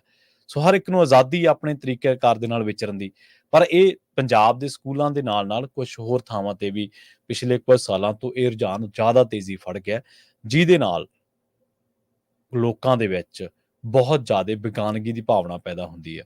ਤੁਸੀਂ ਦੇਖਿਆ ਹੋਣਾ 1980-82 ਦੇ ਦਹਾਕੇ ਦੇ ਵਿੱਚ ਓਲੰਪਿਕ ਖੇਡਾਂ ਦੇ ਵਿੱਚ ਸਿਰਫ ਇਸ ਕਰਕੇ ਜਾਣ ਨਹੀਂ ਦਿੱਤਾ ਗਿਆ ਪੰਜਾਬੀਆਂ ਨੂੰ ਜਾਂ ਸਿੱਖਾਂ ਨੂੰ ਕਿ ਉਹਨਾਂ ਦੇ ਪੱਗਾਂ ਬੰਨੀਆਂ ਹੋਈਆਂ ਸਨ। ਤੇ ਅੱਜ ਉਹ ਆਪਾਂ 2022 ਦੇ ਵਿੱਚ ਖੜੇ 40-45 ਸਾਲਾਂ ਬਾਅਦ ਅੱਜ ਪੰਜਾਬ 'ਚ ਹੀ ਆਪਣੇ ਬੱਚਿਆਂ ਦੇ ਕੜੇ ਲਵਾਏ ਜਾ ਰਹੇ ਆ। ਕੋਈ ਫਰਕ ਨਹੀਂ ਪੈਂਦਾ ਕਿ ਕੋਈ ਬੰਦਾ ਕਿਹੜੇ ਧਰਮ ਨੂੰ ਫੋਲੋ ਕਰਦਾ, ਕੋਈ ਫਰਕ ਨਹੀਂ ਪੈਂਦਾ ਕਿ ਕੋਈ ਬੰਦਾ ਕਿਹੜੇ ਮਜ਼ਹਬ ਤੋਂ ਹੈ, ਪਰ ਫਰਕ ਉਦੋਂ ਪੈਂਦਾ ਜਦੋਂ ਉਹਦੇ ਨਾਲ ਉਸ ਆਧਾਰ ਤੇ ਧੱਕਾ ਕੀਤਾ ਜਾਂਦਾ। ਜੇਕਰ ਪੰਜਾਬੀ ਬੰਦਾ ਪੰਜਾਬ ਦੇ ਸਕੂਲ 'ਚ ਕੜਾ ਪਾ ਕੇ ਨਹੀਂ ਜਾ ਸਕਦਾ, ਤੇ ਤੁਸੀਂ ਕੀ ਤਵੱਕੋਂ ਕਰਦੇ ਹੋ ਕਿ ਉਹਨੂੰ ਦੂਜੇ ਸੂਬਿਆਂ ਦੇ ਵਿੱਚ ਉਹਦੇ ਨਾਲ ਕੋਈ ਚੰਗਾ ਵਰਤਾਰਾ ਹੋਊਗਾ? ਨਹੀਂ, ਬਿਲਕੁਲ ਨਹੀਂ ਹੋ ਸਕਦਾ। ਸੋ ਇਹ ਬਹੁਤ ਗਲਤ ਹੈ। ਚੰਗਾ ਕੀਤਾ ਪ੍ਰਿੰਸੀਪਲ ਚਲਦੀ ਕਰ ਦਿੱਤੀ ਗਈ, ਪਰ ਫਿਰ ਵੀ ਅੱਗੇ ਤੋਂ ਵੀ ਜੇ ਇਸ ਤਰ੍ਹਾਂ ਦੀਆਂ ਚੀਜ਼ਾਂ ਸਾਹਮਣੇ ਆਉਣ ਤਾਂ ਉਹਨਾਂ ਦੇ ਉੱਤੇ ਰੋਕ ਲੱਗਣੀ ਚਾਹੀਦੀ ਹੈ। ਇਹ ਬੋਲੀ, ਸਾਡਾ ਸੱਭਿਆਚਾਰ, ਇਹ ਸਾਰੀਆਂ ਚੀਜ਼ਾਂ ਸਾਡਾ ਸਵੈਮਾਨ ਨੇ, ਸਾਡੇ ਜੀਣ ਦਾ ਜ਼ਰੀਆ ਨੇ। ਸਾਨੂੰ ਲੱਗਦਾ ਕਿ ਅਸੀਂ ਜਿਉਂ ਰਹੇ ਹਾਂ। ਜੇਕਰ ਸਾਡੇ ਤੋਂ ਖੋਹ ਲਈਆਂ ਜਾਣਗੀਆਂ ਤਾਂ ਸਾਡੀ ਪਹਿਚਾਣ ਖੁੱਸ ਜੂਗੀ। ਜੇਕਰ ਸਾਡੀ ਪਹਿਚਾਣ ਖੁੱਸ ਗਈ ਤਾਂ ਅੱਜ ਜੋ ਸਾਡੀ ਤਸਵੀਰ ਹੈ, ਅਸੀਂ ਬੋਲਦੇ ਹਾਂ ਹਕੂਮਤ ਜਦੋਂ ਵੀ ਕੁਛ ਗਲਤ ਕਰਦੀ ਹੈ ਤਾਂ ਉਹ ਤਸਵੀਰ ਨਹੀਂ ਬਚਣੀ। ਅਗਲੀ ਗੱਲ ਕਰੀਏ ਆਪਾਂ, ਬਹਿਰਾਈਚ ਜ਼ਿਲ੍ਹਾ ਹੈ, ਉੱਥੋਂ ਦਾ ਇੱਕ ਪਿੰਡ ਹੈ ਤਾਜਪੁਰ ਤੇਦੀਆਂ। ਉੱਥੇ ਪੋਲਟਰੀ ਫਾਰਮਾਂ ਦੇ 2 ਮਾਲਕਾਂ ਨੇ 5 ਕਿਲੋ ਕਣਕ ਚੋਰੀ ਕਰਨ ਦੇ ਸ਼ੱਕ ਦੇ ਕਾਰਨ ਦਲਿਤ ਭਾਈਚਾਰੇ ਦੇ 3 ਨਾਬਾਲਗ ਮੁੰਡਿਆਂ ਦੀ ਕੁੱਟਮਾਰ ਕੀਤੀ ਤੇ ਸਿਰ ਤੋਂ ਮੁੰਨਣ ਮਗਰੋਂ ਮੂੰਹ ਤੇ ਕਾਲਖ ਮਲ ਕੇ ਉਹਨਾਂ ਨੂੰ ਨੰਗਿਆਂ ਕਰਕੇ ਘੁਮਾਇਆ ਗਿਆ। ਪੁਲਿਸ ਨੇ ਦੱਸਿਆ ਕਿ ਘਟਨਾ ਮੰਗਲਵਾਰ ਨੂੰ ਵਾਪਰੀ। ਪੀੜਤ ਪਰਿਵਾਰਾਂ ਨੇ ਦਾਅਵਾ ਕੀਤਾ ਕਿ ਦੋਵਾਂ ਲੜਕਿਆਂ ਦੇ ਕੰਮ ਤੇ ਸਮੇਂ ਸਿਰ ਨਾ ਪਹੁੰਚਣ ਤੇ ਤਸ਼ੱਦਦ ਕੀਤਾ ਗਿਆ। ਪਿੰਡ ਵਾਸੀਆਂ ਨੇ ਇਹ ਵੀ ਦਾਅਵਾ ਕੀਤਾ ਕਿ ਮੁਲਜ਼ਮਾਂ ਨੇ ਇਸ ਘਟਨਾ ਦੀ ਵੀਡੀਓ ਵੀ ਬਣਾਈ। ਹੁਣ ਉੱਥੇ ਇੱਕ SHO ਹੈ ਪ੍ਰਦੀਪ ਸਿੰਘ, ਉਹਨੇ ਕਿਹਾ ਕਿ ਪੀੜਤ ਪਰਿਵਾਰਾਂ ਦੀ ਸ਼ਿਕਾਇਤ ਤੇ 4 ਮੁਲਜ਼ਮਾਂ ਨਜ਼ੀਮ ਖਾਨ, ਕਾਸਿਮ ਖਾਨ, ਇਨਾਇਤ ਅਤੇ ਸਾਨੂ ਦੇ ਖਿਲਾਫ ਵੱਖ-ਵੱਖ ਧਾਰਾਵਾਂ ਦੇ ਤਹਿਤ ਕੇਸ ਦਰਜ ਕੀਤਾ ਗਿਆ। ਉਹਨਾਂ ਨੇ ਦੱਸਿਆ ਕਿ 3 ਮੁਲਜ਼ਮਾਂ ਨੂੰ ਗ੍ਰਿਫਤਾਰ ਵੀ ਕੀਤਾ ਗਿਆ। ਹੁਣ ਇੱਥੇ ਨਾਵਾਂ ਤੋਂ ਹੀ ਪਤਾ ਲੱਗਦਾ ਹੈ ਕਿ ਇਹ ਜਿਹੜੇ ਲੋਕ ਨੇ ਘੱਟ ਗਿਣਤੀ ਭਾਈਚਾਰੇ ਤੋਂ ਆਉਂਦੇ ਨੇ, ਜਿਹੜਾ ਭਾਰਤ ਦੇ ਵਿੱਚ ਹੈ। ਖੈਰ, ਕ੍ਰਾਈਮ ਕਰਨ ਵਾਲਾ ਤਾਂ ਕ੍ਰਿਮੀਨਲ ਆ, ਉਹ ਘੱਟ ਗਿਣਤੀ 'ਚ ਆਵੇ, ਬਹੁ ਗਿਣਤੀ 'ਚ ਆਵੇ, ਪਰ ਪਹਿਲੀ ਨਜ਼ਰ ਇਹ ਲੱਗਦਾ ਸੀਗਾ ਕਿ ਸ਼ਾਇਦ ਕਿਸੇ ਬਹੁ ਗਿਣਤੀ ਨਾਲ ਸੰਬੰਧਿਤ ਧਿਰ ਨੇ, ਜਥੇਬੰਦੀ ਨੇ, ਉਹਨਾਂ ਦੇ ਨਾਲ ਅਜਿਹਾ ਕੀਤਾ ਹੋਣਾ। ਹੁਣ ਜਦੋਂ ਘੱਟ ਗਿਣਤੀ ਦੇ ਭਾਈਚਾਰੇ ਦੇ ਲੋਕ ਹੀ ਆਪਣੇ ਨਾਲ ਹੀ ਸੰਬੰਧਿਤ ਜਾਂ ਆਪਣੇ ਵਰਗੀ ਇੱਕ ਹੋਰ ਧਿਰ ਦੇ ਨਾਲ ਇਸ ਤਰ੍ਹਾਂ ਦਾ ਵਰਤਾਰਾ ਕਰਨਗੇ ਤਾਂ ਉਹ ਕਿਵੇਂ ਚੱਲੂਗਾ ਕੰਮ? ਫਿਰ ਤਾਂ ਜਿਹੜੇ ਹੋਰ ਜ਼ਾਲਮ ਲੋਕ ਨੇ ਉਹਨਾਂ ਨੂੰ ਸਗੋਂ ਸ਼ਹਿ ਮਿਲੂਗੀ। ਔਰ ਭਾਵੇਂ ਕੋਈ ਬੰਦਾ ਚੋਰ ਹੈ, ਭਾਵੇਂ ਕਿਸੇ ਨੇ ਚੋਰੀ ਕੀਤੀ ਹੈ ਜਾਂ ਨਹੀਂ ਕੀਤੀ, ਕਿਸੇ ਵੀ ਬੰਦੇ ਨੂੰ ਇਹ ਸ਼ੱਕ ਦੇ ਆਧਾਰ ਤੇ ਕਿਸੇ ਨੂੰ ਜ਼ਲੀਲ ਕਰਨ ਦਾ ਕੋਈ ਅਧਿਕਾਰ ਨਹੀਂ ਹੈ, ਕਿਸੇ ਨੂੰ ਕੁੱਟਣ ਮਾਰਨ ਦਾ ਕੋਈ ਅਧਿਕਾਰ ਨਹੀਂ ਹੈ। ਹਾਂ, ਤੁਹਾਨੂੰ ਸ਼ੱਕ ਪਿਆ ਕਿ ਫਲਾਣ ਬੰਦੇ ਨੇ, ਤੁਸੀਂ ਪੁਲਿਸ ਕੋਲ ਜਾਓ, ਪੁਲਿਸ ਉਹ ਤੋਂ ਤਹਿਕੀਕਾਤ ਕਰੂਗੀ, ਜਾਂਚ ਕਰੂਗੀ, ਜਿਹੜਾ ਅਸਲ ਕਾਨੂੰਨੀ ਪ੍ਰਕਿਰਿਆ। ਪਰ ਜੇਕਰ ਤੁਸੀਂ ਇਸ ਤਰ੍ਹਾਂ ਹੀ ਆਪ ਹੀ ਭੀੜ ਤੰਤਰ ਬਣ ਕੇ ਫੈਸਲੇ ਕਰਦੇ ਰਹੇ ਤਾਂ ਸਗੋਂ ਤੁਸੀਂ ਫਿਰ ਦੂਜੇ ਲੋਕਾਂ ਦਾ, ਜਿਨ੍ਹਾਂ ਨੂੰ ਇਹਨਾਂ ਚੀਜ਼ਾਂ ਦੇ ਵਿੱਚ ਸਵਾਦ ਆਉਂਦਾ ਜਾਂ ਉਹਨਾਂ ਦੀ ਰਾਜਨੀਤੀ ਸਿੱਧੀ ਹੁੰਦੀ ਹੈ, ਤਾਂ ਤੁਸੀਂ ਉਹਨਾਂ ਦਾ ਰਾਹ ਪੱਧਰਾ ਕਰ ਰਹੇ ਹੋ ਇਸ ਤਰ੍ਹਾਂ ਦੀਆਂ ਘਟਨਾਵਾਂ ਕਰਕੇ, ਇਸ ਤਰ੍ਹਾਂ ਦੀਆਂ ਕਰਤੂਤਾਂ ਕਰਕੇ। ਲੰਘੇ ਦਿਨੀ ਇੱਕ ਹੋਰ ਜਿਹੜੀ ਖਬਰ ਆ ਉਹ ਵਾਪਰੀ ਸੀ ਉੱਤਰ ਪ੍ਰਦੇਸ਼ ਦੇ ਕਾਸਗੰਜ ਜ਼ਿਲ੍ਹੇ ਦੇ ਵਿੱਚ ਘਟਨਾ ਸੀਗੀ। ਇੱਕ ਦਲਿਤ ਭਾਈਚਾਰੇ ਦੇ ਨਾਲ ਹੀ ਜੁੜੇ ਇੱਕ ਨੌਜਵਾਨ ਨੇ ਫਾਂਸੀ ਲਾ ਕੇ ਆਤਮ ਹੱਤਿਆ ਕਰ ਲਈ ਸੀ। ਇਹਦੇ ਪਿੱਛੇ ਜਿਹੜੀ ਵਜ੍ਹਾ ਸੀ ਉਹ ਵੀ ਬਹੁਤ ਹੈਰਾਨ ਕਰ ਦੇਣ ਵਾਲੀ ਸੀ। ਅਸਲ ਦੇ ਵਿੱਚ ਸਲੇਮਪੁਰ ਜਿਹੜਾ ਪਿੰਡ ਸੀਗਾ, ਉੱਥੇ 50 ਸਾਲਾ ਜਿਹੜਾ ਰਮੇਸ਼ ਚੰਦਰ ਹੈ, ਉਹ 6 ਅਕਤੂਬਰ ਨੂੰ ਆਪਣੇ ਪਿੰਡ ਦੇ ਪੰਚਾਇਤ ਭਵਨ ਦੇ ਵਿੱਚ ਰਾਮਲੀਲਾ ਦੇਖਣ ਗਿਆ ਸੀਗਾ। ਉਹਦੇ ਪਰਿਵਾਰ ਵਾਲਿਆਂ ਦਾ ਇਹ ਦੋਸ਼ ਹੈ ਕਿ ਉਸੇ ਦੌਰਾਨ ਉਹ ਕੁਰਸੀ ਦੇ ਉੱਤੇ ਸਭ ਤੋਂ ਮੂਹਰੇ ਬਹਿ ਗਿਆ। ਉਹਨੂੰ ਜਦੋਂ ਉਹਨੇ ਅਜਿਹਾ ਕੀਤਾ ਤਾਂ ਉਸ ਤੇ ਜਿਹੜੇ ਰਾਮਲੀਲਾ ਦੇ ਪ੍ਰਬੰਧਕ ਸੀਗੇ ਜਿਹੜੇ, ਉਹਨਾਂ ਨੂੰ ਇਹ ਗੱਲ ਗਵਾਰਾ ਨਹੀਂ ਸੀ। ਉਹਨਾਂ ਨੇ ਪੁਲਿਸ ਕੋਲੇ ਸ਼ਿਕਾਇਤ ਕੀਤੀ। ਇਸ ਤੋਂ ਬਾਅਦ ਪੁਲਿਸ ਉੱਥੋਂ ਚੁੱਕ ਕੇ ਲੈ ਗਈ ਰਮੇਸ਼ ਨੂੰ ਤੇ ਉਹਨੂੰ ਕੁੱਟਿਆ ਤੇ ਉੱਥੋਂ ਭਜਾਤਾ। ਬਾਅਦ ਦੇ ਵਿੱਚ ਜਿਹੜੇ ਉਹਨੂੰ ਲੱਗਿਆ ਕਿ ਮੇਰੀ ਜਿਹੜੀ ਕੁਟਾਪਾ ਕੀਤਾ ਗਿਆ ਪੁਲਿਸ ਵੱਲੋਂ, ਲੋਕਾਂ ਦੇ ਸਾਹਮਣੇ ਕੀਤਾ ਗਿਆ ਤੇ ਮੈਨੂੰ ਜ਼ਲੀਲ ਕੀਤਾ ਗਿਆ, ਉਹਨੇ ਇਹ ਬੇਇੱਜ਼ਤੀ ਬਰਦਾਸ਼ਤ ਨਹੀਂ ਕੀਤੀ ਤੇ ਉਸ ਤੋਂ ਬਾਅਦ ਉਹ ਅਗਲੀ ਸਵੇਰ ਘਰ ਆ ਕੇ ਉਹਨੇ ਫਾਂਸੀ ਲਾ ਲਈ। ਸੋ ਇਹ ਵੀ ਇੱਕ ਘਟਨਾ ਯੂਪੀ ਦੇ ਵਿੱਚ ਵਾਪਰੀ ਹੈ ਕਿ ਇੱਕ ਬੰਦਾ ਖਾਲੀ ਕੁਰਸੀ ਤੇ ਬੈਠਣ ਕਰਕੇ, ਇੱਕ ਦਲਿਤ ਭਾਈਚਾਰੇ ਦੇ ਨੌਜਵਾਨ ਨੇ, ਉਹਨੂੰ ਉਠਾ ਦਿੱਤਾ ਗਿਆ, ਪੁਲਿਸ ਤੋਂ ਉਹਨੂੰ ਜ਼ਲੀਲ ਕਰਵਾਇਆ ਗਿਆ। ਜਦੋਂ ਜ਼ਲਾਲਤ ਨਾ ਚੱਲ ਸਕਿਆ ਤੇ ਉਹਨੇ ਘਰੇ ਆ ਕੇ ਫਾਂਸੀ ਲਾ ਲਈ। ਪਰ ਦੇਖੋ, ਜੇ ਕੋਈ ਬੰਦਾ ਕਿਸੇ ਵੀ ਧਾਰਮਿਕ ਪ੍ਰੋਗਰਾਮ ਦਾ ਆਯੋਜਨ ਕਰਦਾ ਹੈ, ਉਹਨੂੰ ਰੱਖਦਾ ਪ੍ਰੋਗਰਾਮ ਨੂੰ, ਤਾਂ ਕੋਈ ਵੀ ਬੰਦਾ ਆ ਕੇ ਦੇਖ ਲਵੇ, ਮੇਰੇ ਖਿਆਲ ਦੇ ਨਾਲ ਤਾਂ ਕੋਈ ਗਲਤ ਨਹੀਂ ਹੈ। ਹਾਂ, ਜਿਹੜੇ ਸਾਡੇ ਕੁਛ ਸਮਾਜ ਦੇ ਵਿੱਚ ਕੜਾਮ ਚੌਧਰੀ ਹੁੰਦੇ ਆ, ਕੁਛ ਆਪੇ ਬਣੇ, ਕੁਛ ਪ੍ਰਬੰਧਕ ਹੁੰਦੇ ਆ, ਜਾਂ ਕਹਿ ਲਓ ਕਿ ਮੂਹਰੇ ਲੱਗੇ ਚੌਧਰੀ ਹੁੰਦੇ ਆ, ਉਹਨਾਂ ਨੂੰ ਇਹ ਚੀਜ਼ਾਂ ਗਵਾਰਾ ਨਹੀਂ ਹੁੰਦੀਆਂ। ਉਹਨਾਂ ਨੂੰ ਲੱਗਦਾ ਕਿ ਜੇਕਰ ਇਹ ਚੀਜ਼ ਵਾਪਰ ਗਈ ਤਾਂ ਸਾਡੇ ਧੌਣ ਦਾ ਕਿੱਲਾ ਉਹ ਪੱਟਿਆ ਨਾ ਜਾਵੇ ਕਿਤੇ, ਫਿਰ ਉਹ ਇਸ ਤਰ੍ਹਾਂ ਦੀਆਂ ਵਾਰਦਾਤਾਂ ਨੂੰ ਅੰਜਾਮ ਦਿੰਦੇ। ਪਰ ਇਹ ਬਹੁਤ ਸ਼ਰਮਨਾਕ ਘਟਨਾਵਾਂ ਨੇ। ਇਹਨਾਂ ਤੋਂ ਸਾਬਤ ਹੁੰਦਾ ਕਿ ਜਿਹੜੀਆਂ ਗੱਲਾਂ ਅਸੀਂ ਇੱਥੇ ਬੈਠ ਕੇ ਕਰਦੇ ਹਾਂ ਮਾਈਨੋਰਟੀਜ਼ ਦੇ ਬਾਰੇ, ਘੱਟ ਗਿਣਤੀਆਂ ਦੇ ਬਾਰੇ, 3 ਖਬਰਾਂ ਤੁਹਾਡੇ ਨਾਲ ਸਾਂਝੀਆਂ ਕੀਤੀਆਂ ਨੇ ਅੱਜ। ਕੁਟਾਪੇ ਕਰਨ ਵਾਲੀ, ਤੇ ਆ ਜਿਹੜੇ ਫਾਂਸੀ ਲਾਈ ਹੈ, ਜਿਹਨੇ ਘਰੇ ਆ ਕੇ ਫਾਹਾ ਲਾਇਆ ਆਪਣੇ ਆਪ ਨੂੰ, ਇਹ ਤੇ ਇੱਕ ਜਿਹੜੀ ਪੰਜਾਬ ਦੇ ਕੜਿਆਂ ਦੇ ਸਬੰਧ ਦੇ ਵਿੱਚ ਸੀਗੀ ਵਿਦਿਆਰਥੀਆਂ ਦੇ ਨਾਲ। ਤਿੰਨੇ ਖਬਰਾਂ ਚ ਕੀ ਤੁਹਾਨੂੰ ਨਜ਼ਰ ਆਉਂਦਾ ਕਿ ਇਹ ਸਾਰਾ ਕੁਛ ਜੋ ਵਾਪਰ ਰਿਹਾ, ਜਾਂ ਤਾਂ ਅਸੀਂ ਇਹਨੂੰ ਨਜ਼ਰ ਅੰਦਾਜ਼ ਕਰ ਦਿੰਦੇ ਕਈ ਵਾਰੀ, ਜਾਂ ਫਿਰ ਸਾਨੂੰ ਯਕੀਨ ਨਹੀਂ ਆਉਂਦਾ ਕਿ ਇਹ ਵਾਪਰ ਰਿਹਾ। ਪਰ ਜਦੋਂ ਵਾਪਰ ਕੇ ਘਟਨਾ ਦੇ ਰੂਪ ਦੇ ਵਿੱਚ ਵਾਪਰਦਾ ਤੇ ਖਬਰ ਦੇ ਰੂਪ ਦੇ ਵਿੱਚ ਸਾਡੇ ਸਾਹਮਣੇ ਆਉਂਦਾ, ਫਿਰ ਸਾਨੂੰ ਇਹਨਾਂ ਚੀਜ਼ਾਂ ਦੇ ਉੱਤੇ ਆਵਾਜ਼ ਆਪਣੀ ਬੁਲੰਦ ਕਰਨੀ ਚਾਹੀਦੀ ਹੈ। ਬਹੁਤ ਲੰਬੇ ਸਮੇਂ ਤੋਂ ਪਹਿਲਾਂ ਪੰਜਾਬ ਦੇ ਵਿੱਚ ਜਾਂ ਭਾਰਤ ਦੇ ਵਿੱਚ ਸਟੇਟਸਮੈਨ ਲੋਕ ਹੁੰਦੇ ਸੀ ਪੋਲਿਟਿਕਸ ਦੇ ਵਿੱਚ। ਅੱਜ ਉਹਨਾਂ ਦੀ ਅਣਹੋਂਦ ਆ, ਉਹ ਰਹੇ ਨਹੀਂਗੇ। ਸਟੇਟਸਮੈਨ ਤੋਂ ਭਾਵ ਜਿਹੜੇ ਲੋਕ ਗਲਤ ਨੂੰ ਗਲਤ ਕਹਿੰਦੇ ਸੀ, ਜਿਹੜੇ ਲੋਕ ਆਪਣੀ ਟਿੱਪਣੀ ਕਰਦੇ ਸੀ, ਪਰ ਅੱਜ ਲੋਕ ਸੌਂ ਰਹੇ ਆ।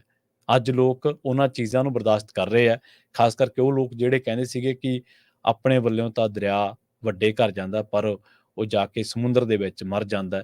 ਬੇਸ਼ਰਮਾਂ ਦਾ ਤਾਂ ਨੀਵੀਂ ਪਾ, ਗਰਦਨ ਸਿੱਧੀ ਰੱਖਣ ਦਾ ਮੁੱਲ ਤਾਰ ਰਹੇ ਆ, ਬੇਸ਼ਰਮਾਂ ਦਾ ਤਾਂ ਨੀਵੀਂ ਪਾ ਕੇ ਸਰ ਜਾਂਦਾ। ਪਰ ਹੁਣ ਪਤਾ ਨਹੀਂ ਕਿਵੇਂ ਸਰ ਰਿਹਾ। ਕੋਈ ਟਿੱਪਣੀ ਨਹੀਂ, ਕੋਈ ਸਟੇਟਮੈਂਟ ਨਹੀਂ, ਕਿਸੇ ਚੀਜ਼ ਦੇ ਉੱਤੇ ਕੋਈ ਕੌਮੈਂਟ ਨਹੀਂ। ਔਰ ਜਿਹੜੀ ਕਿਰਦਾਰ ਦੀ ਗੱਲ ਆ, ਸਿਆਸੀ ਕਿਰਦਾਰ ਦੀ ਗੱਲ ਜਦੋਂ ਆਪਾਂ ਕਰਦੇ ਹਾਂ, ਤਾਂ ਇੱਥੇ ਵੀ ਸਾਨੂੰ, ਜਦੋਂ ਆਪਾਂ ਅਮਰੀਕਾ ਦੀ ਸਿਆਸਤ ਬਾਰੇ ਗੱਲ ਕਰਦੇ ਹਾਂ, ਤਾਂ ਇੱਥੇ ਵੀ ਸਾਨੂੰ ਉਹ ਕਿਰਦਾਰ ਮੰਨਫੀ ਹੋਇਆ ਨਜ਼ਰ ਆਉਂਦਾ। ਉਹ ਲੋਕ ਜਿਹੜੇ ਸ਼ਰੇਆਮ ਇਮੀਗ੍ਰੈਂਟਸ ਨੂੰ ਗਾਲਾਂ ਕੱਢਦੇ ਆ, ਉਹਨਾਂ ਨੂੰ ਧਮਕੀਆਂ ਦਿੰਦੇ ਆ, ਡਿਪੋਰਟੇਸ਼ਨ ਦੀ ਗੱਲ ਕਰਦੇ ਆ, ਉਹ ਲੋਕ ਬਹੁਤ ਸਾਰੇ ਲੋਕਾਂ ਦੇ ਰੋਲ ਮਾਡਲ ਬਣੇ ਹੋਏ ਨੇ। ਪਤਾ ਨਹੀਂ ਕਿਉਂ, ਕਿਉਂਕਿ ਆਪਾਂ ਤਾਂ ਪੰਜਾਬੀਅਤ ਦਾ ਜਾਂ ਪੰਜਾਬ ਦਾ ਜਾਂ ਸਿੱਖਾਂ ਦਾ, ਗੁਰੂ ਸਾਹਿਬਾਨ ਨੇ ਤਾਂ ਆਪਾਂ ਨੂੰ ਗੱਲ ਕਹੀ ਸੀਗੀ ਕਿ ਮਜ਼ਲੂਮ ਦੇ ਨਾਲ ਖੜਨਾ ਹੈ, ਜ਼ੁਲਮ ਦੇ ਵਿਰੁੱਧ ਡਟਣਾ ਹੈ। ਪਰ ਪਤਾ ਨਹੀਂ ਕਿਉਂ ਉਹ ਲੋਕ ਸਾਡੇ ਰੋਲ ਮਾਡਲ ਆ ਕੇ ਕਿਵੇਂ ਬਣ ਗਏ। ਦੂਜੇ ਪਾਸੇ ਜਿਹੜੇ ਲੋਕ ਸਾਡੇ ਖਿਲਾਫ ਕੇਸ ਲੜਦੇ ਰਹੇ, ਜਿਹੜੇ ਲੋਕਾਂ ਨੇ ਜਦੋਂ ਉਹਨਾਂ ਕੋਲੇ ਅਹੁਦੇਦਾਰੀਆਂ ਸੀ, ਜਦੋਂ ਉਹਨਾਂ ਕੋਲੇ ਜ਼ਿੰਮੇਵਾਰੀਆਂ ਸੀ, ਤਾਂ ਉਹਨਾਂ ਨੂੰ ਕਿਹਾ ਗਿਆ ਕਿ ਆਹ ਕੰਮ ਕਰੋ, ਉਹ ਕੰਮ ਕਰ ਹੀ ਨਹੀਂ ਸਕੇ। ਉਹਨਾਂ ਨੇ ਉਸ ਕੰਮ ਦੇ ਉੱਤੇ ਕੋਈ ਗੌਰ ਹੀ ਨਹੀਂ ਕੀਤਾ। ਅੱਜ ਉਹ ਸਭ ਤੋਂ ਵੱਡਾ ਮੁੱਦਾ ਹੈ ਇੱਥੋਂ ਦੀ ਇਲੈਕਸ਼ਨ ਦਾ, ਔਰ ਉਹਨਾਂ ਮਾਮਲਿਆਂ 'ਤੇ ਉਹਨਾਂ ਦੀ ਕੋਈ ਅਕਾਊਂਟੇਬਿਲਿਟੀ ਨਹੀਂ। ਉਹ ਸ਼ਰੇਆਮ ਸਟੇਜਾਂ ਦੇ ਉੱਤੇ ਮੁਸਕਰਾ ਕੇ, ਗੱਲਾਂ ਕਰਕੇ ਉਹ ਸਾਰਾ ਕੁਛ ਕਰ ਰਹੇ ਨੇ, ਕੰਪੇਨ ਚਲਾ ਰਹੇ ਨੇ। ਸੋ ਦੋਨੇ ਧਿਰਾਂ ਦੇ ਉੱਤੇ ਜੇਕਰ ਆਪਾਂ ਐਜ਼ ਏ ਮਾਈਨੋਰਟੀ ਇੱਥੋਂ ਦੇਖੀਏ, ਤਾਂ ਜਿਹੜੇ ਲੋਕ ਕਹਿੰਦੇ ਨੇ ਕਿ ਅਸੀਂ ਇਮੀਗ੍ਰੈਂਟਾਂ ਨੂੰ ਕੱਢਾਂਗੇ, ਤਾਂ ਸਾਨੂੰ ਪਹਿਲਾਂ ਆਪਣੇ ਅੰਦਰ ਝਾਤ ਮਾਰਨੀ ਚਾਹੀਦੀ ਕਿ ਅਸੀਂ ਕੌਣ ਹੈ। ਜੇਕਰ ਇਮੀਗ੍ਰੈਂਟਾਂ ਨੂੰ ਕੱਢਣ ਦੀ ਗੱਲ ਕਰ ਰਿਹਾ, ਕੋਈ ਵੀ ਕਰ ਰਿਹਾ, ਚਾਹੇ ਉਹ ਹੈਰਿਸ ਕਰ ਰਹੀ, ਚਾਹੇ ਉਹ ਟਰੰਪ ਕਰ ਰਿਹਾ, ਤਾਂ ਅਸੀਂ ਕੌਣ ਆ, ਸਾਨੂੰ ਪਹਿਲਾਂ ਸੋਚਣਾ ਚਾਹੀਦਾ। ਔਰ ਕੀ ਅੱਜ ਸਾਨੂੰ ਇਹਨਾਂ ਆਗੂਆਂ ਦੇ ਵਿੱਚੋਂ ਕੋਈ ਐਸਾ ਆਗੂ ਨਜ਼ਰ ਆਉਂਦਾ ਜਿਹਦੇ ਬਾਰੇ ਅਸੀਂ ਕਹਿ ਸਕੀਏ ਕਿ ਸਾਡਾ ਬੱਚਾ ਵੱਡਾ ਹੋ ਕੇ ਇਦਾਂ ਦਾ ਬਣੇ। ਸਿਆਸੀ ਜਦੋਂ ਕਿਰਦਾਰ ਦੀ ਗੱਲ ਚੱਲਦੀ ਹੈ, ਐਵੇਂ ਨਹੀਂ ਦੁਨੀਆ ਭਰ ਦੇ ਵਿੱਚ ਜੋ ਚੱਲ ਰਿਹਾ, ਦੇਸ਼ਾਂ ਦਾ, ਸਰਕਾਰਾਂ ਦਾ, ਡਿਪਲੋਮੈਟਾਂ ਦਾ, ਇਹਨਾਂ ਦਾ ਸਾਰਿਆਂ ਦਾ ਜਿਹੜਾ ਬਾਟਮ ਲਾਈਨ ਹੈ, ਉਹ ਹੋ ਚੁੱਕਿਆ ਕਿ ਸਾਡੇ ਨਿੱਜੀ ਹਿੱਤ ਕਿੱਥੇ ਨੇ। ਉਹ ਚਾਹੇ ਪੰਜਾਬ ਦੀ ਗੱਲ ਹੋਵੇ, ਚਾਹੇ ਭਾਰਤ ਦੀ ਗੱਲ ਹੋਵੇ। ਇੱਕ ਬੰਦਾ ਧਾਰਮਿਕ ਸਮਾਗਮ 'ਚ ਗਿਆ, ਉਹਨੂੰ ਜ਼ਲੀਲ ਕੀਤਾ ਗਿਆ, ਉਹ ਆ ਕੇ ਫਾਹਾ ਲਾ ਕੇ ਮਰ ਗਿਆ, ਪਰ ਉੱਥੋਂ ਦੇ ਕਿਸੇ ਸੰਬੰਧਿਤ ਬੰਦੇ ਨੇ ਇਸ ਚੀਜ਼ ਦੀ ਜ਼ਿੰਮੇਵਾਰੀ ਨਹੀਂ ਚੱਕੀ। ਔਰ ਉੱਥੋਂ ਦਾ ਜਿਹੜਾ ਹਾਕਮ ਹੈ, ਉਹ ਕਹਿੰਦਾ ਕਿ ਮੈਂ ਰੂਸ ਤੇ ਯੂਕਰੇਨ ਦੇ ਸਮਝੌਤੇ ਕਰਾਊਂਗਾ, ਉਹ ਕਹਿੰਦਾ ਕਿ ਮੈਂ ਜੰਗ ਰੁਕਵਾ ਦਿੱਤੀ ਹੈ। ਭਲਿਆ ਮਾਨਸਾ, ਤੇਰੇ ਆਪਣੇ ਦੇਸ਼ ਦੇ ਵਿੱਚ ਮਣੀਪੁਰ ਸੜ ਰਿਹਾ, MLAs MPs ਦੇ ਘਰ ਫੂਕੇ ਜਾ ਰਹੇ ਨੇ, ਪੁਲਿਸ ਦਾ ਅਸਲਾ ਚੋਰੀ ਹੋ ਰਿਹਾ, ਔਰਤਾਂ ਨੂੰ ਨੰਗੀਆਂ ਕਰਕੇ ਘੁਮਾਇਆ ਜਾ ਰਿਹਾ, ਔਰ ਤੇਰੇ ਹੀ ਦੇਸ਼ ਦੇ ਵਿੱਚ, ਤੇਰੀ ਸਰਕਾਰ ਦੇ ਵਿੱਚ, ਜਿੱਥੇ ਤੂੰ ਪਿਛਲੇ ਕਿੰਨੇ ਸਾਲਾਂ ਤੋਂ ਸਰਕਾਰ ਚਲਾ ਰਿਹਾ ਹੈ, ਉੱਥੇ ਲੋਕਾਂ ਨੂੰ ਸਿਰਫ ਇਸ ਕਰਕੇ ਕੁੱਟਿਆ ਜਾ ਰਿਹਾ, ਜ਼ਲੀਲ ਕੀਤਾ ਜਾ ਰਿਹਾ ਕਿ ਉਹਨਾਂ ਦੇ ਕਣਕ ਚੋਰੀ ਦਾ ਸ਼ੱਕ ਸੀਗਾ। ਪੰਜਾਬ ਜਿਹੜਾ ਬੋਲਦਾ, ਉੱਥੋਂ ਦੇ ਸਕੂਲਾਂ ਦੇ ਵਿੱਚ ਸਾਨੂੰ ਕੜੇ ਪਾਉਣ ਦੀ ਇਜਾਜ਼ਤ ਨਹੀਂ ਗੀ, ਔਰ ਤੁਸੀਂ ਫਿਰਦੇ ਆ ਕਿ ਅਸੀਂ ਦੁਨੀਆ ਭਰ ਦੇ ਵਿੱਚ ਸਾਲਸੀ ਬਣੇ ਫਿਰਦੇ ਆ। ਤੁਸੀਂ ਕਹਿੰਦੇ ਕਿ ਅਸੀਂ ਦੁਨੀਆ ਦੇ ਸਮਝੌਤੇ ਕਰਾਵਾਂਗੇ। ਪਹਿਲਾਂ ਆਪਣੇ ਅੰਦਰ ਦੇਸ਼ ਦੇ ਵਿੱਚ ਝਾਤ ਮਾਰੋ। ਤੇ ਇਹੋ ਜੀ ਸਿਚੁਏਸ਼ਨ, ਇਹੋ ਜੀ ਸਥਿਤੀ ਕੋਈ ਅਮਰੀਕਾ ਦੇ ਵਿੱਚ ਵੱਖਰੀ ਨਹੀਂ ਹੈ। ਸਾਰੇ ਕਿਤੇ ਇੱਕੋ ਹੀ ਵਰਤਾਰਾ ਵਾਪਰ ਰਿਹਾ।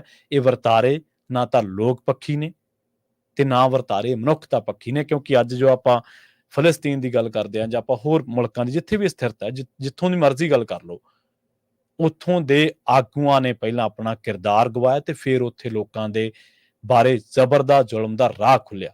ਚਾਹੇ ਪੰਜਾਬ ਦੀ ਗੱਲ ਕਰ ਲਓ ਤੇ ਚਾਹੇ ਫਿਲਸਤੀਨ ਦੀ ਗੱਲ ਕਰ ਲਓ, ਚਾਹੇ ਹੋਰ ਥਾਵਾਂ ਦੇ ਉੱਤੇ। ਸਭ ਤੋਂ ਪਹਿਲਾਂ ਜਿਹੜੀ ਮੂਹਰੇ ਲੱਗੀ ਜਮਾਤ ਸੀ, ਉਹ ਕਰਪਟ ਹੋਈ, ਉਹਨਾਂ ਨੇ ਕੁਰਸੀਆਂ ਖਾਤਰ ਸਮਝੌਤੇ ਕੀਤੇ ਤੇ ਉਸ ਤੋਂ ਬਾਅਦ ਉੱਥੋਂ ਦੇ ਲੋਕਾਂ ਦੇ ਨਾਲ ਧੱਕਾ ਹੋਇਆ। ਸੇਮ ਸਿਚੁਏਸ਼ਨ ਮਣੀਪੁਰ ਦੀ ਹੈ। ਬੀਰੇਨ ਸਿੰਘ ਉਹ ਜੰਮਿਆ ਪਿਆ ਕੁਰਸੀ ਦੇ ਨਾਲ, ਔਰ ਉੱਥੇ ਕਿੰਨੇ ਲੱਖ ਲੋਕ ਪਲਾਇਨ ਕਰ ਗਏ, ਕਿੰਨੇ ਲੱਖ ਲੋਕ ਉੱਥੇ, ਹਜ਼ਾਰਾਂ ਲੋਕ ਫੱਟੜ ਹੋ ਗਏ, ਮਾਰੇ ਗਏ, ਪਰ ਉਹ ਮਜ਼ਾਲ ਆ ਬੰਦਾ ਕੁਰਸੀ ਨੂੰ ਛੱਡ ਦੇਵੇ। ਇਹ ਇਹੋ ਜਿਹਾ ਦੇਸ਼ ਬਣ ਚੁੱਕਿਆ ਭਾਰਤ, ਜਿੱਥੇ ਇੱਕ ਬੀਬੀ ਵੋਟਾਂ ਦੇ ਵਿੱਚ ਖੜੀ ਹੁੰਦੀ ਹੈ ਸਿਰਫ ਇਸ ਕਰਕੇ ਕਿ ਮੈਂ ਆਪਣੀ ਧਿਰ ਨੂੰ ਨਿਆਂ ਲੈ ਕੇ ਦੇਣਾ, ਔਰ ਉਹ ਜਿੱਤ ਜਾਂਦੀ ਹੈ। ਤੇ ਜਿਹੜਾ ਦੂਜੇ ਪਾਸੇ ਜਿਹੜੀ ਧਿਰ ਤੇ ਦੋਸ਼ ਲੱਗਿਆ ਸੀ, ਬ੍ਰਿਜ ਭੂਸ਼ਣ ਵਰਗਾ ਬੰਦਾ, ਉਹ ਬੜੀ ਬੇਸ਼ਰਮੀ ਨਾਲ ਕਹਿ ਰਿਹਾ ਕਿ ਮੇਰਾ ਨਾਂ ਲੈ ਕੇ ਜਿੱਤ ਗਈ। ਨਾਂ ਲੈ ਕੇ ਜਿੱਤਣ ਨੂੰ ਤੁਸੀਂ ਕਿੱਡਾ ਕ੍ਰਿਸ਼ਮਾ ਕੀਤਾ? ਕੀ ਤੁਹਾਡੇ ਨਾਂ ਲੈਣ ਵਾਲੀ ਕਿਹੜੀ ਗੱਲ ਆ ਤੁਹਾਡੇ 'ਚ? ਔਰ ਹਾਰ ਤੋਂ ਬਾਅਦ, ਬੇਸ਼ੱਕ ਉਹ ਜਿੱਤ ਗਏ ਨੇ ਉੱਥੇ, ਪਰ ਉਹਨਾਂ ਦੇ ਉਮੀਦਵਾਰ ਦੀ ਹਾਰ ਹੋਈ ਹੈ। ਹਾਰ ਤੋਂ ਬਾਅਦ ਵੀ ਬੇਸ਼ਰਮੀ ਦੇ ਨਾਲ ਬਿਆਨ ਦਿੱਤੇ ਜਾ ਰਹੇ ਨੇ ਕਿ ਆਪਣੀਆਂ ਜੋ ਹੋਈਆਂ ਉਹਨਾਂ ਨੂੰ ਕੱਜ ਲਿਆ ਜਾਵੇ। ਤੇ ਉਹੋ ਜਿਹੀਆਂ ਸਿਆਸੀ ਪਾਰਟੀਆਂ ਨੇ ਅੱਜ ਭਾਰਤ ਦੀ ਸੰਸਦ ਦੇ ਵਿੱਚ, ਫੀਸ ਦੀ ਕੱਢ ਕੇ ਦੇਖ ਲਓ, ਅੱਧੇ ਦੇ ਕਰੀਬ ਲੋਕ ਉਹ ਬੈਠੇ ਨੇ, ਨੁਮਾਇੰਦੇ ਬਣੇ, ਜਿਨ੍ਹਾਂ ਦੇ ਖਿਲਾਫ, ਔਰਤਾਂ ਦੇ ਖਿਲਾਫ ਜ਼ੁਲਮ, ਜਾਂ ਜਿਹੜੀ ਡੋਮੈਸਟਿਕ ਵਾਇਲੈਂਸ ਆ, ਜਾਂ ਹੋਰ ਕਤਲੋ ਗਾਰਤ ਦੇ ਜ਼ੁਲਮ, ਉਹਨਾਂ ਦੇ ਉੱਤੇ ਦੋਸ਼ ਲੱਗੇ ਨੇ, ਬਲਕਿ ਪਰਚੇ ਪਏ ਹੋਏ ਨੇ। ਔਰ ਇੱਥੇ ਤਾਂ ਆ ਕੇ ਉਹ ਬੰਦੇ ਵੋਟਾਂ ਤੈਅ ਕਰ ਦਿੰਦੇ ਨੇ ਜਿਹੜੇ ਬੰਦੇ ਸਜ਼ਾ ਜ਼ਾਫਤਾ ਨੇ, ਜੇਲ੍ਹਾਂ ਦੇ ਵਿੱਚ ਜਿਨ੍ਹਾਂ ਨੂੰ ਹੋਣਾ ਚਾਹੀਦਾ। ਉਹ ਵਾਰ-ਵਾਰ ਕਦੇ ਕਿਸੇ ਨਾਲ, ਕਦੇ ਕਿਸੇ ਮਾਮਲੇ ਦੇ ਵਿੱਚ ਪੈਰੋਲ ਦੇ ਕੇ ਬਾਹਰ ਆ ਜਾਂਦੇ ਨੇ, ਕਦੇ ਕਿਸੇ ਮਾਮਲੇ ਦੇ ਵਿੱਚ। ਔਰ ਤੁਸੀਂ ਹਲੇ ਕਹਿੰਦੇ ਹੋ ਕਿ ਪੰਜਾਬੀ ਬੋਲਣ ਨਾ, ਸਿੱਖ ਬੋਲਣ ਨਾ। ਇੱਕ ਬੰਦਾ ਸਜ਼ਾ ਪੂਰੀ ਕਰ ਚੁੱਕਿਆ, ਉਹਨੂੰ ਤੁਸੀਂ ਜੇਲ੍ਹ ਦੇ ਵਿੱਚ ਰੱਖਿਆ ਹੋਇਆ। ਇੱਕ ਬੰਦੇ ਤੇ ਕੋਈ ਪਰਚਾ ਨਹੀਂਗਾ, ਉਹਨੂੰ ਤੁਸੀਂ ਜੇਲ੍ਹ ਦੇ ਵਿੱਚ ਰੱਖਿਆ ਹੋਇਆ। ਔਰ ਇੱਕ ਬੰਦਾ 2-2 ਕੇਸਾਂ ਦੇ ਵਿੱਚ ਸਜ਼ਾ ਜ਼ਾਫਤਾ ਉਮਰ ਕੈਦਾਂ ਦਾ ਭੁਗਤ ਭੋਗੀ, ਉਹਨੂੰ ਉਮਰ ਕੈਦ ਹੋਈ ਹੈ। ਔਰ ਉਹਦੇ ਬਾਰੇ ਜਦੋਂ ਉਮਰ ਕੈਦ ਹੋਈ ਸੀ, ਜੱਜ ਨੇ ਟਿੱਪਣੀ ਕੀਤੀ ਸੀ ਕਿ ਇੰਨੇ ਸਾਲ ਇਹ ਬੰਦਾ ਪੈਰੋਲ ਨਹੀਂ ਲੈ ਸਕਦਾ, ਤੇ ਅੱਜ ਕੱਲ੍ਹ ਉਹ ਮਹੀਨੇ ਬਾਅਦ ਬਾਹਰ, ਤੇ ਉਹ ਆ ਕੇ ਸਿਆਸੀ ਸਮੀਕਰਨ ਨੂੰ ਬਦਲ ਰਿਹਾ। ਕਿ ਕਿਹੜੇ ਸਿਆਸੀ ਕਿਰਦਾਰ ਦੀ ਅਸੀਂ ਗੱਲ ਕਰਦੇ ਹਾਂ ਸਾਰੇ ਲੀਡਰਾਂ ਦੇ ਵਿੱਚ। ਸੋ ਪ੍ਰੋਗਰਾਮ ਖਬਰ ਤੇ ਨਜ਼ਰ ਨੂੰ ਆਪਾਂ ਇੱਥੇ ਹੀ ਸਮਾਪਤ ਕਰਾਂਗੇ।